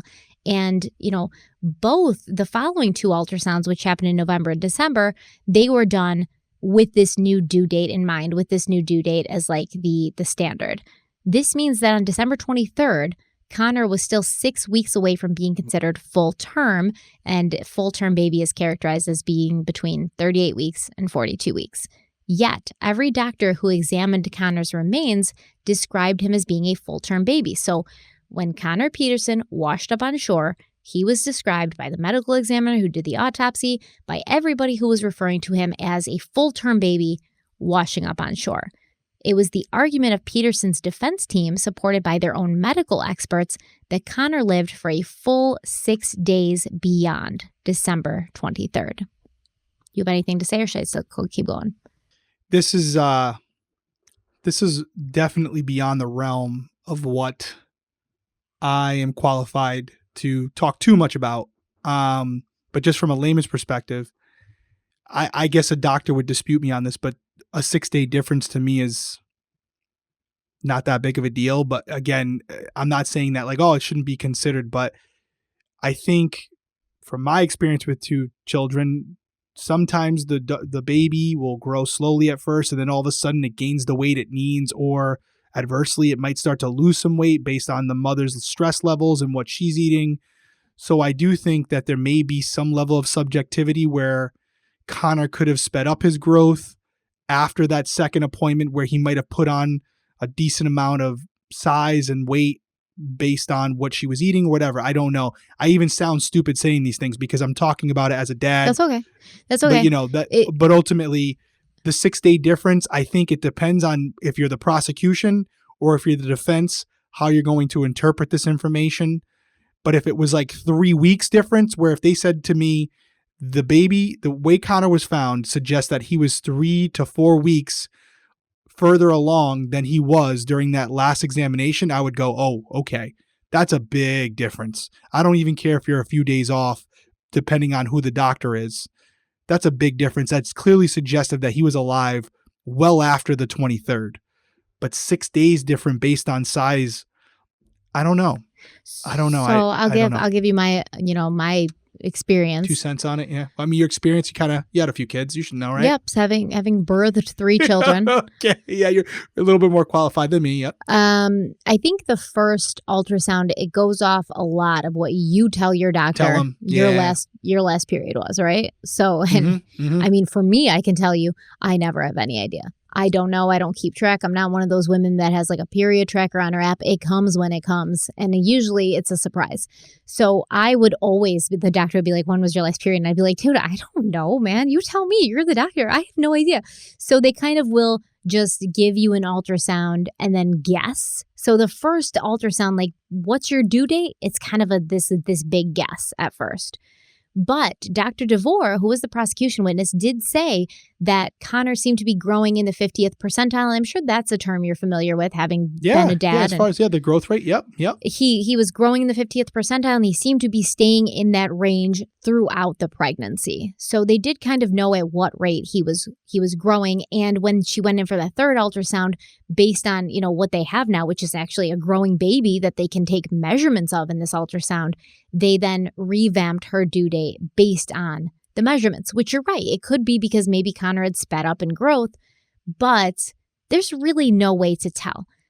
Yeah, that's the thing, right? There's no way to tell. That's it. And I agree, 6 days isn't huge. I thought you were going to come at me and go, dude, in the grand scheme of 6 days is gigantic, gigantic when you're pregnant. Right, 6 days. But for me, it's like, you told me that he was a month further, in size than he would, then I would be like, okay, you can't screw that up. But 6 days, he was 6 days older. And then one doctor says, no, I think he was 6 days younger. You don't even know when the baby's going to come, right? Like, it's not like it comes on its due date. It's not like, it's January 3rd, time for the baby to come out. It doesn't happen like that. I can tell you I've never given birth on any of my due dates. My oldest was due on the October 10th. She came on October 15th. So that's a 5-day difference right there.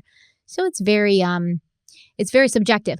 What isn't subjective, though, is that Laci's cervix was still intact during her autopsy, which many experts agree show that there was an abdominal release due to decomposition, not a vaginal expulsion. So this essentially means that Connor remained in Laci's uterus while she was in the bay, and only when her body had decomposed to a certain point did she expel him. She had not given birth in the usual way. So let's say some satanic cult had kidnapped her off the street while she was walking McKenzie. McKenzie runs away, trying to get Karen's service to understand that there's something going on with her owner. But Laci's already in this van driving off with the satanic cult, and they keep her awake and they're feeding her coffee, just trying to keep her alive and awake.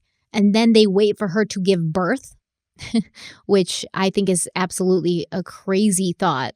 So Mark Garagos, because February 10th or 16th, either way, that's a long time after she was kidnapped. I'm not seeing it. And there's no way that Laci was not in the bay that entire time, because she wouldn't be as decomposed as we see that she is, right? So she didn't give birth organically, because you would see a thinning of the cervix. And also, if the satanic cult had cut the baby out of her, you would see that. She did have her torso. You would have clearly seen that the baby was removed, almost like what's the word? I'm lacking the word here.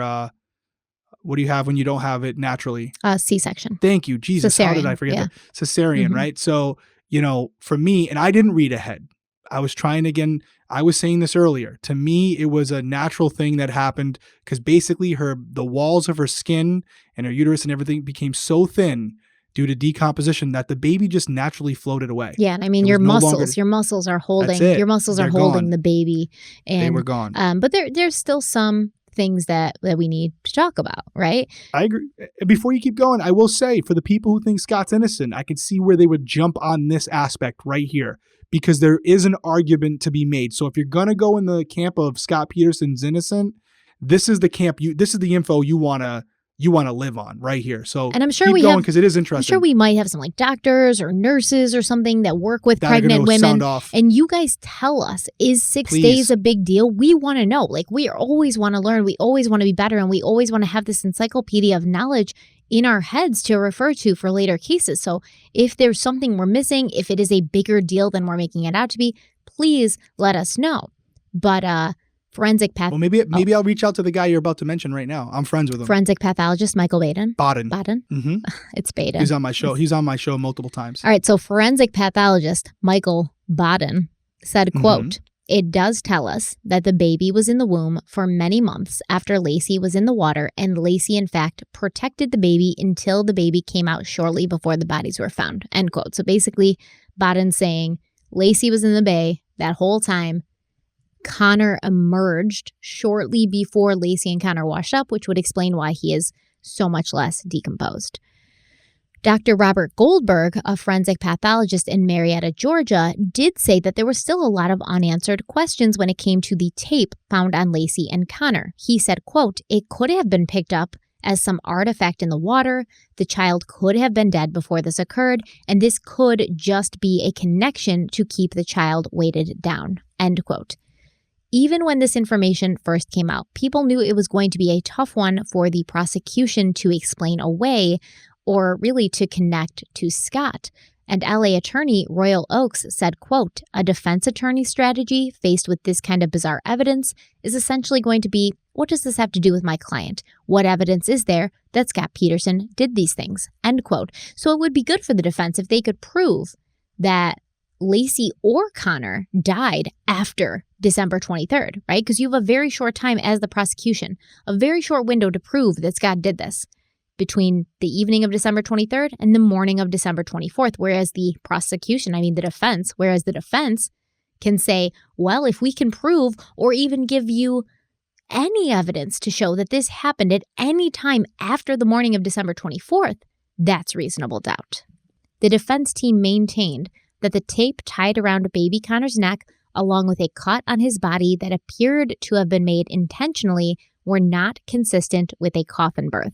And for anybody who's wondering, a coffin birth is the expulsion of a non-viable fetus through the vaginal opening of the decomposing body of a deceased pregnant woman, and this happens as the result of increasing pressure of intra-abdominal gases. So when a body is decomposing, a lot of gases build up inside the body, and they're going to forcibly, expel the fetus from the body. But according to people who know a lot more about this stuff than we do, a coffin birth usually occurs between 48 and 72 hours after death, but it's very rare and even more difficult to prove since it can mimic what an actual birth looks like. The one difference, though, is the cervix, which leading up to a regular birth will thin in order to make way for the baby, but according to the autopsy, Laci's cervix was completely intact, no thinning seen, so they do not believe she had given birth to Connor while she was still alive. But it does also say that a coffin birth will usually occur between 48 and 72 hours after death. And from what we're hearing here, it occurred, much, much longer after that. Additionally, Laci was still wearing maternity pants when her body was found when she washed up on shore, which experts believe may have held Connor in for longer than usual. And this is going to be something I'm going to come back to because it's always bothered me. But when Laci was found, she was wearing a maternity bra and tan maternity pants, not the black pants she'd been seen in while she was walking the dog. All those eyewitnesses said that the pregnant woman they saw was wearing a white shirt and black pants. But Great point. That's why I was about to say it. Great point. All these people saw her in certain clothing. Mm-hmm. If she had been abducted at that point by whoever, the robbers, the Satanic cult, yeah. whoever it is, all these witnesses who are sure they saw her in a different outfit than she was found in. Just something to point out. I'll let you keep going. But she was also not wearing the cream pants she'd been wearing the night before, the December 23rd. Those pants were found in the dirty clothes hamper at her house. Now, Scott told detectives that when he left on the morning of December 24th, Laci had been wearing a white shirt and black pants, same as the people who claimed to have seen her.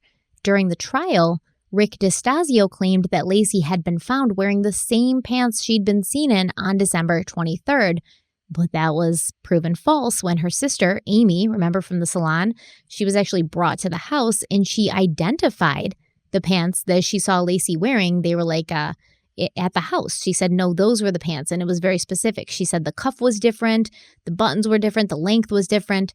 So it's weird because Laci's found not wearing the tan pants she was wearing on the 23rd or the black pants that Scott claimed she was wearing on the 24th and that all these eyewitnesses claimed she was wearing on the 24th. So black pants were initially not found during the search of the house on Christmas Eve. However, 2 pairs of black maternity stretch pants were later recovered from the home. One pair was found in a dresser drawer. The other was hanging up in the closet. And in so many statements during the trial, it makes it seem like the pants that Laci was found in had been, pulled up and buttoned still. They said, like, the pants were still buttoned, which begs the question of how she was able to expel a fetus from her body with her pants on, right? Like, I mean, from what I can tell, I looked through the court testimony. I looked through, like, the witnesses. They kept saying, like, it was so odd because her pants were still on and buttoned. So I think again, I don't think it's that difficult to imagine because obviously the maternity pants are still buttoned, but they're looser fitting clothing. And again, don't look at it from... I know what you're going to say. Just don't look at it from what we look at how we're walking the street. I know. But if this body is floating in the water, you're right, and the body of the Connor is buoyant, he could slowly make his way down her pant leg because there's no legs to stop him.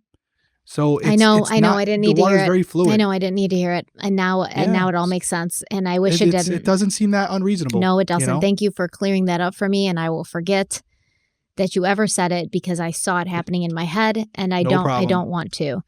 But however, I will say, I was looking on, websites like Reddit where people discuss true crimes. It seems like people are still under the impression, or a lot of people at least, that the pants Laci was found in are the same she was wearing on December 23rd, but her sister Amy Rocha proved that they weren't. So we have some options here. Scott could have lied about the clothes he saw Laci wearing on Christmas morning or Christmas Eve morning, or she did in fact wear black pants to walk the dog, which multiple witnesses supported. And then she changed her clothes after this and after Scott left, or Scott murdered her and then changed her clothes after he murdered her. I'm not sure which of these options is the most viable. Well, why can't it be a scenario where she was wearing a specific outfit on the 23rd, everyone saw her in, she goes home, she gets into another outfit for bed or early that morning. Because she's not going to wear those tan maternity pants to bed. So she wakes up in the morning. Mm-hmm. She never leaves the house. Yeah. She never walks McKenzie. Yeah. But she puts on these clothes, and it's at that point, before she ever leaves the house, that Scott Peterson strangles her. So why would he say he saw her wearing black pants and all the witnesses saw her wearing black pants? Why would Scott Peterson call his mistress and ask her for advice as far as what to do about his missing wife? Well, I mean, that's different, and you know it. He's been completely... he's not the brightest guy in the world. Yes, but he's been completely spot on with that December 24th timeline to the point where he's got faxes coming in and he can prove when they're coming in, and he's got proof that he called a hardware store, for friggin' buckets or something. I truly believe that there's a small part of me that believes Scott never thought that she would come to the surface. Really? Because maybe he didn't consider, again, not hard to believe that he didn't consider decomposition, and that even though he tied her down very well, that eventually her body would decompose and a section of her body would still be able to be buoyant and float to the surface. And he definitely didn't anticipate Connor being preserved by her body and coming to the surface. Well, maybe that's something he didn't plan for. And so when he thought about the clothing, I don't know, to get into the mind of someone like that, I don't know why he would do it. What would be the rationale? Did he hear from someone else before speaking to police that they saw her wearing black pants and a white shirt, and he decided to hop on that narrative? I don't know how quick he told police. I don't know. I don't know why he would do it. But clearly, if we're to believe that she was abducted while walking and he's the one saying she was wearing black pants and a white shirt and she wasn't in it, there's a reason why he said it, because clearly she wasn't wearing that on any of the theories, right? Like if we believe, because whatever happened to her, we're all on the same page, whether you believe Scott did it or not, that whatever happened to her happened while she was out, either walking McKenzie or right. That she was walking McKenzie and she either saw these robbers and confronted them and said, hey, you shouldn't be doing that, and the incident occurred then, or she was further away from the home and this satanic cult threw her in the back of a van.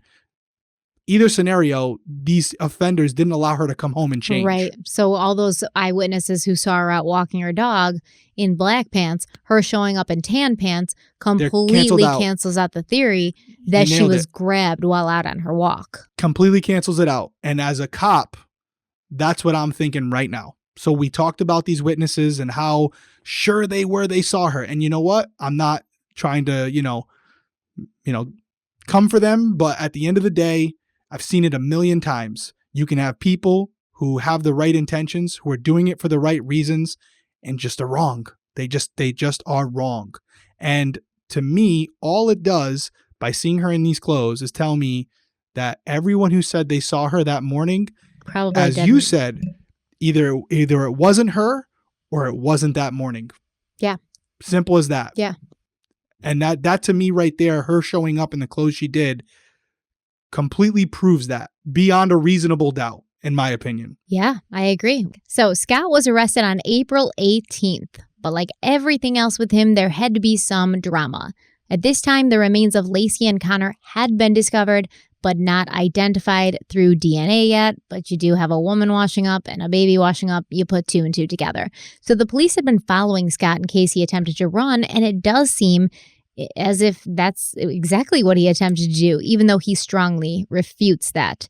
It was Good Friday. Scott claimed to have plans to go golfing with his father, Lee, and his brothers, Mark and Joe. And I believe Mark and Joe are Lee's sons from his first marriage. So Scott had been staying with his sister, Susan, also Lee's daughter from his first marriage, in Escondido, and due to the increased media attention at his home since the discovery of the bodies, he needed someplace to stay, and, Ann Bird kicked him out and Susan took him in. Scott was arrested in front of the Torrey Pines golf course in La Jolla, California, and when the police apprehended him, Scott looked very different than the man we know, and he had some items in his vehicle that raised eyebrows, to say the least. His hair had been bleached blonde, and he had grown in a goatee. In his possession, they found a driver's license with the name John Edward Peterson on it. That's Scott's brother.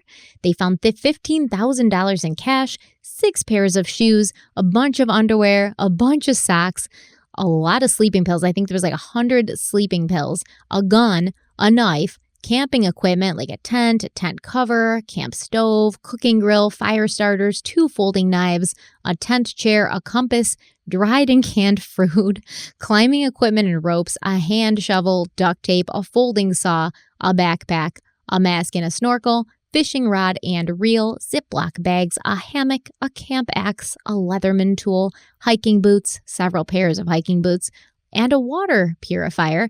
They also found a handful of laminated missing persons flyers with Laci's face on them, 3 cell phones, some children's books, and a bunch of Viagra pills. I think there was like 12 or 16 there. There's a lot. More than any man probably needs. But do you know what was not in Scott's car? Anything that he would need to spend a day golfing with his family. No golf clubs, no golf bag, no golf shoes.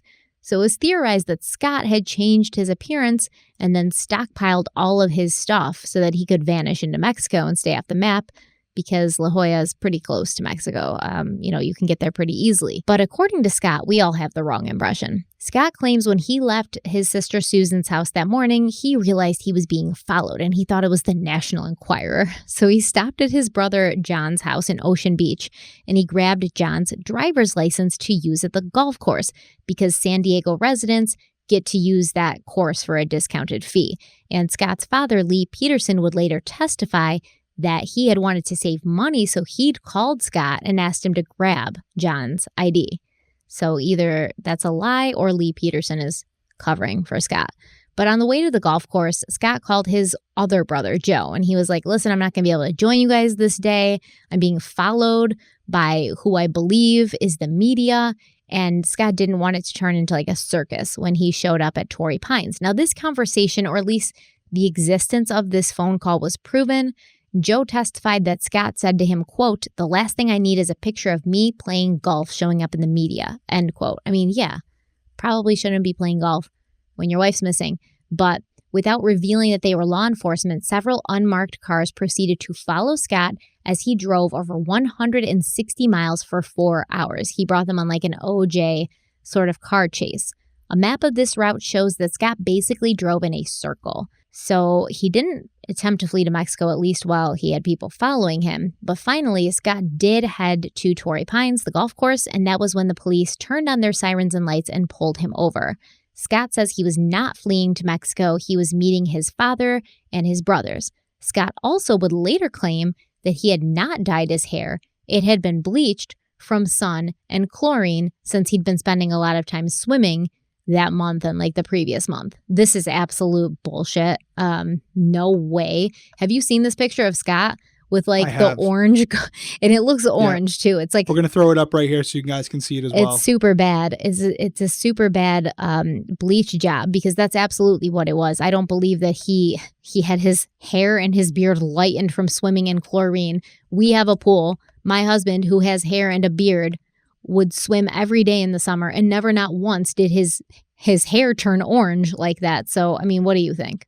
For me, it kind of goes back to, like, if you hear about those doomsday preppers, I don't necessarily think they caught him that day when he was trying to flee, but I think everything found in his car is suggestive of what we would call a bug out bag, where if he gets wind that it's coming down and he's going to be arrested, he has everything he needs in his car to jump in and drive to a location, a remote location where he can live off the land for a long period of time until he can reach out to relatives or friends that could help him restock. So that's kind of like how a 2003 Brian Laundrie. Yeah, exactly. All those things are very suggestive of someone who is in maybe disappearing to a remote location for an extended period of time and needs those certain supplies to be able to live in that area without any help for an extended period.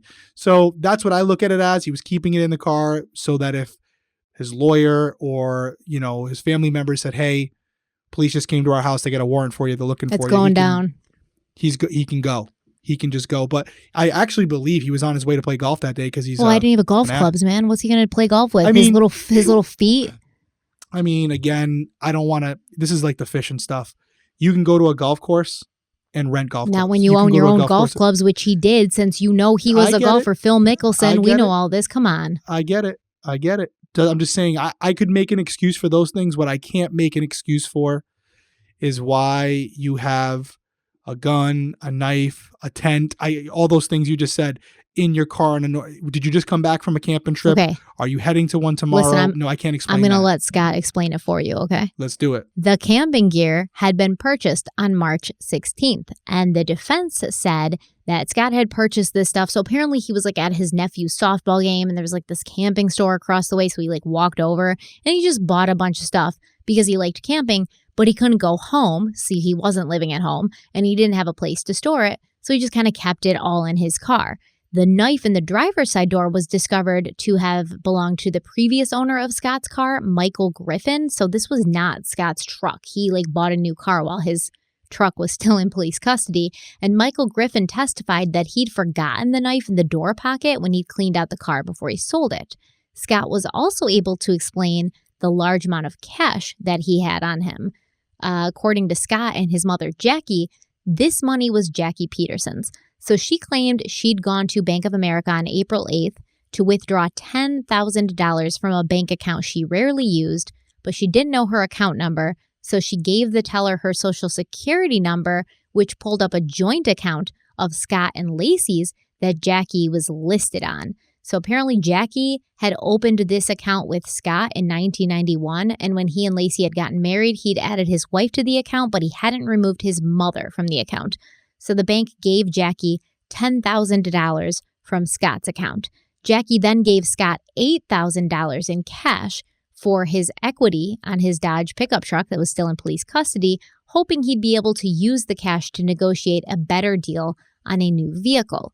On April 12th, Scott purchased a red Mercedes from Michael Griffin, and he used the cash to buy this car, but he had $4,400 left from the $8,000 his mother had given him. On April 17th, Jackie went to Washington Mutual and withdrew $10,000 in cash from her own account. She then gave this money to Scott to replace the $10,000 she'd accidentally taken from his bank account. But when Scott was arrested the next morning, he still had this money on him because he hadn't had a chance to go to the bank and deposit it yet. and it was Good Friday, so the banks weren't open or something like that, even though I don't think banks close on Good Friday. But the police were able to confirm like all these withdrawals and stuff, like Jackie did do this stuff. Additionally, in the months since his wife had gone missing, Scott had made several trips over the border to Mexico for work, and he'd come back each time. So he'd already been in Mexico and then come back to California, and he hadn't like fled. Scott had also been paying his bills. He was paying his car insurance. He was paying all the bills he had. He had filed his taxes. He'd paid his taxes. He had a pretty sizable paycheck that he hadn't cashed yet. So Mark Geragos used all of these things to argue that no, Scott was not planning to run. And if Scott already knew he was a suspect and had known for some time, why hadn't he run yet? Why would he wait for the bodies to be discovered and there to be more attention on him? There had also been a report from the previous January where the police had told the media that they thought they'd found a body in the bay, and Scott didn't run at that point, so why now? During the trial, when Laci Peterson was asked why she allowed Scott to buy the Mercedes in her name, because he didn't put it in his name, he put it in her name, which prompted the media to say he'd purchased the car under an alias, she said that the police kept taking his cars and he was getting sick of making payments on a vehicle he didn't have in his possession. I'll give one quick response to this one because it's kind of infuriating, but the Petersons, Scott and the rest of his family have more stories than Mother Goose. They honestly do. Mother Goose. And honestly, when we've all had that person in our life that's just like a pathological liar, there's always an effing excuse. No matter what it is, you could have them dead red in the corner of a room. They'll have a justification for why it happened. And those people, at some point, you just got to put your hands up and say, okay, dude, I give up. You literally had your entire life in this car ready to go at any moment.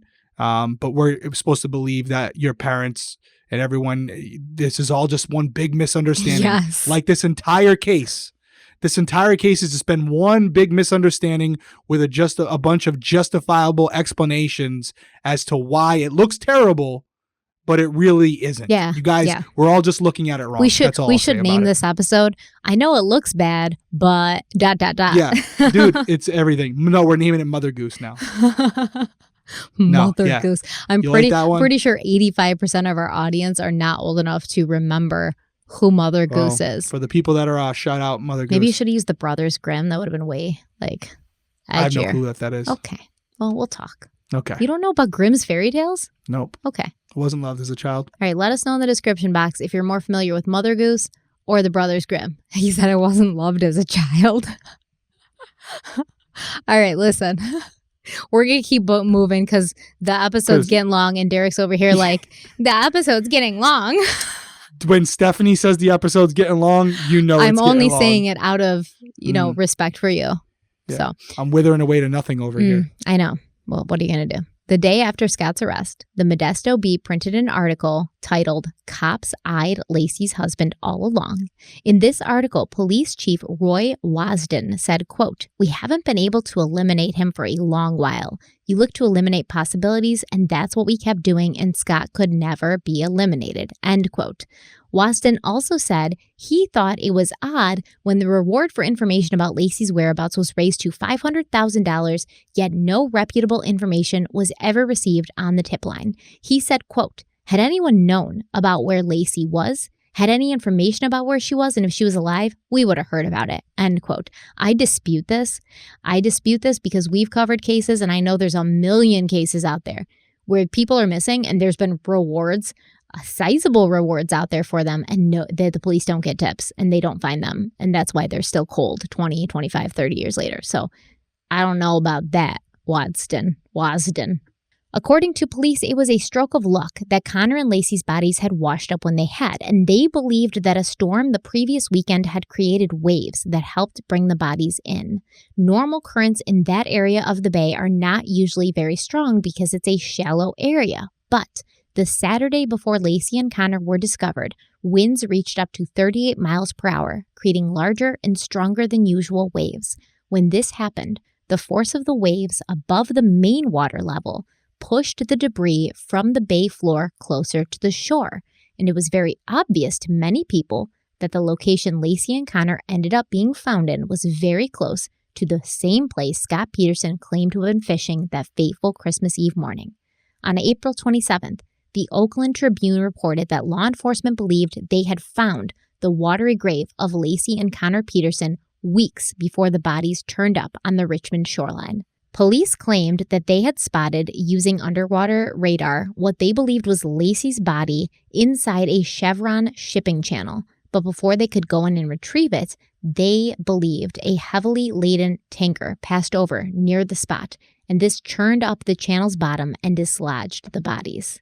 Sources say that this original spot was miles away from Brooks Island. The fact that law enforcement believed they did find Laci was confirmed by Police Chief Roy Waston, who said he felt they had found her body in mid-March, but the waves came up and started getting choppy and they couldn't go down right away, which was a huge frustration. And when they went back, it was gone.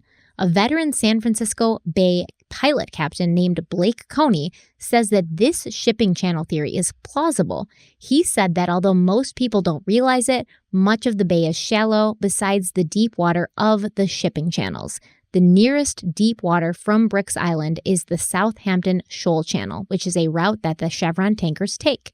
Captain Coney said that if Laci's killer or killers had wanted to dump her body in a channel, knowing that it was much deeper, it would have been easy to miss this channel when putting her in the water. They may have thought that they were placing her in 30 feet of water, which would be the deepest part of the bay at that channel, but instead they were sort of leaving her on the sloping sides of the channel, which were not as deep, and she'd have more chance of being like pulled up by waves and currents. Well, I mean, this is, again, not to toot my own horn here, but this is what I said earlier. I think that if I were the killer, if I'm Scott Peterson and I know the San Francisco Bay, I'm going to know the shipping channels. And I know where I should be fishing based on where the best fish are. So Brooks Channel is where I'm going to tell them that I was trolling. But during my fishing day, I would find a moment where I didn't see anybody around to get over to the shipping channel. And I would drop her body there because it's a lot deeper, going to be harder to find. Now, that said, you had said earlier about the currents and them being different and all that, as far as, the prosecution has said all along, oh, we believe that now based on where the bodies were found, this is supportive of her being dumped in Brooks Channel. I get what we said earlier. Brooks Island. I apologize. But I wonder if this storm and the currents that were formed, the turbulent waves that were created, could have shifted this body to the Brooks Corner channel or whatever the direction it would go. Because obviously things that aren't normally pushed that way were pushed that way because of the water currents changing due to this storm. I think if she had been dumped in near Brooks Island, she would have been found much sooner. But I think, again, if you're to believe that this was premeditated, I know if I were the killer, I would make sure I could find the deepest part of that water, throw my sonar on, dump the body as quickly as possible, go back to Brooks Island, stay there, fish for the rest of the day so that hopefully somebody sees me, and then go on my merry way. But he was only out there for like 90 minutes, though. I get it. And I think his probably about 30 minutes into it, when he noticed nobody was around, I would love to know how far the shipping channel was from Brooks Island. It's miles away, apparently. So let's say 10 miles. That's not that long. I'm going to Google it right now. Yeah, let's look it up. We'll see where it's at. But this would be in line with what I've thought, which I'm sure a lot of people think. I'm clearly not the only person. There's a lot of people that think this. I get that it doesn't line up with the original argument that the prosecution painted as far as their theory, but I still think it's possible that based on the current, Laci's body could have been pushed from the Chevron shipping channel into that area where it would now be part of the same channel as Brooks Island, based on, again, these unexpected storms that occurred. All right, so we looked it up, and it's about 5.2 miles. It says via Canal Boulevard, but when you look at the map, it's even shorter than that. Yeah, I mean, it could be. It's even shorter than that when you use the map key. It could. When you use the map key, it's 5.2 miles going around to get there, and based on the map key, I would estimate 3 to 4 miles. Mm-hmm. I mean, it's way out there, though, like far out there, more deep into the bay. Yep, 3 to 4 miles would not take long to get out to. Not at all. So, for me, looking at where Brooks Island is, looking at where this channel is, and by the way, in this map that we're looking at, it's showing this, probably a center point on Southampton Shoal Channel. Yes, I'm sure. Which probably runs the whole length right there. So it's probably only, if he was to go directly, this would be southwest. You think he could get out there, though, in that little ass boat? Yep. Yeah? Yep. Yeah, if you just killed your wife, it's amazing what you'll attempt. But I would say maybe a mile or 2 miles. We're looking at 2 miles to get out there. And again, in that little boat, it would be a struggle. But if the wave, if the currents were minimal that day and the waves weren't that bad, time of day he went, he could easily make it out there. He sits in Brooks Island, make sure nobody's around. He goes directly south, out further into the bay, drops her body as soon as the sonar starts to show a sloping, maybe he figures the anchor is going to have the anchor slide down the slope as he drops it in. So as soon as he starts to see on the fish finder that the slope is going down on the sonar, drops her in, turns back around, stays in Brooks Island for another 30 to 60 minutes, gets out of the water, goes throughout his business, thinks that her body will never be found. She's 30 feet down. She's anchored down. He's in the clear. It's a good distance. It's a good distance away from San Francisco. They kind of made it sound like it was sort of close by. But if you're looking at this map, not really, because the deepest part of San Francisco Bay is right under the Golden Gate Bridge. It's over 200 feet deep. It's very deep. I've been on a boat that went under the bridge. It's kind of scary. And that's where, Alcatraz is and all of that. But this is up further, closer to El Campo, Paradise Cay. It's kind of halfway. The Southampton Shoal Channel is halfway between Port Richmond and, El Campo and Paradise Cay. Yeah, and we'll throw a picture in here for you guys that are watching on YouTube so you can see it. And again, there's a few different pictures. You can do charting maps where for actual boats and stuff so they can tell the depth of the water. Or you can use we're looking at a Google Maps where basically it's having you go through the island on land to get to it. And that's why it's saying 18 minutes. So if you were to do a direct shot over the water, it would be a lot shorter. But I think, that's pretty much it for today, right? For me, as we go into part 6, it's starting to make more sense to me as far as what happened here. And from my perspective, what I think happened, I do think there's some science coming into it now that is suggestive on top of the lies that Scott has been caught in that would lead most people to believe he killed his wife. Again, no smoking gun. And based on what you said when we started this episode, would there be enough for me as a jury member? That's what I'm waiting for. Would there be enough for me as a jury member after part 6 to say he's guilty, right? He's guilty. You're taking away a man's freedom for the rest of his life, his natural life, or at this point, he originally was sentenced to death. So it's a big decision you're making as a jury member. So part 5, I will tell you, I'm at the point now where, and I'm going to say this, at the end of part 5, I believe Scott Peterson killed Laci Peterson. Okay. But now as we go into part 6, I want to try to look at it from the perspective of, do I feel there's enough to say he's guilty? Proof beyond a reasonable doubt. Yeah, and in part 6, we're pretty much going to do that. We're going to talk about things from Scott Peterson's perspective. We're going to look at his writ of habeas corpus, his appeals, why he's saying he deserved a new trial, why he's saying he didn't feel he got a fair trial to begin with. And we're going to talk about, the jury, the issues with that. We're going to go over that. And then at the end of it, we're going to answer the question of whether or not we think Scott's guilty. We're not the end all be all, but if we were jury members, would we feel confident giving that guilty verdict and sending a 30-something-year-old man to prison for life or possibly to death row, which is what happened, when he was convicted. So we will talk about that next week. Thank you guys so much for being here. I better talk really fast and end this really quickly. But before you go, make sure you check the description box and give GlassesUSA.com a try. The link is in the description box. Check it out, especially if you're looking for new glasses. Thank you guys so much for being here. Derek, do you have anything to say before we go? No, this was a short episode. A long episode. This is good. Oh, was it? I didn't notice. Yeah. He's just been telling Love me you guys. the whole We'll see you time. next He's week. just been telling me the whole time, stressing me out. I'm sweating. Yeah. You guys only see the edited version. There's a lot more too. We've been going for hours. Again, it's midnight for sure. That's just our new norm. But no, listen, all jokes aside, Anything's it's better necessary. than last week, though. Don't you agree? That was crazy was last awful. week. But no, this is necessary. I'm biased, but there's no fluff in here. Mm-hmm. We're giving our opinions on things, and I'm even holding back on my opinions because I don't want it to be a 4-hour episode. Because some of the opinions I have are just more like personal, right? It's not really based on the case or my experience. But I think everything in here is something where if you really want to say, oh, I would have convicted this man if I was a jury member, or I don't think he did it. These are all the things that you should know. So I hope there's stuff in here. I'm pretty confident there is, that we've laid out for you and we've kind of discussed that are maybe things you thought you knew. You knew everything about this case, but here, what we're doing on Crime Weekly, we're still exposing you to things that you didn't consider. And that's the whole point, to have a group think.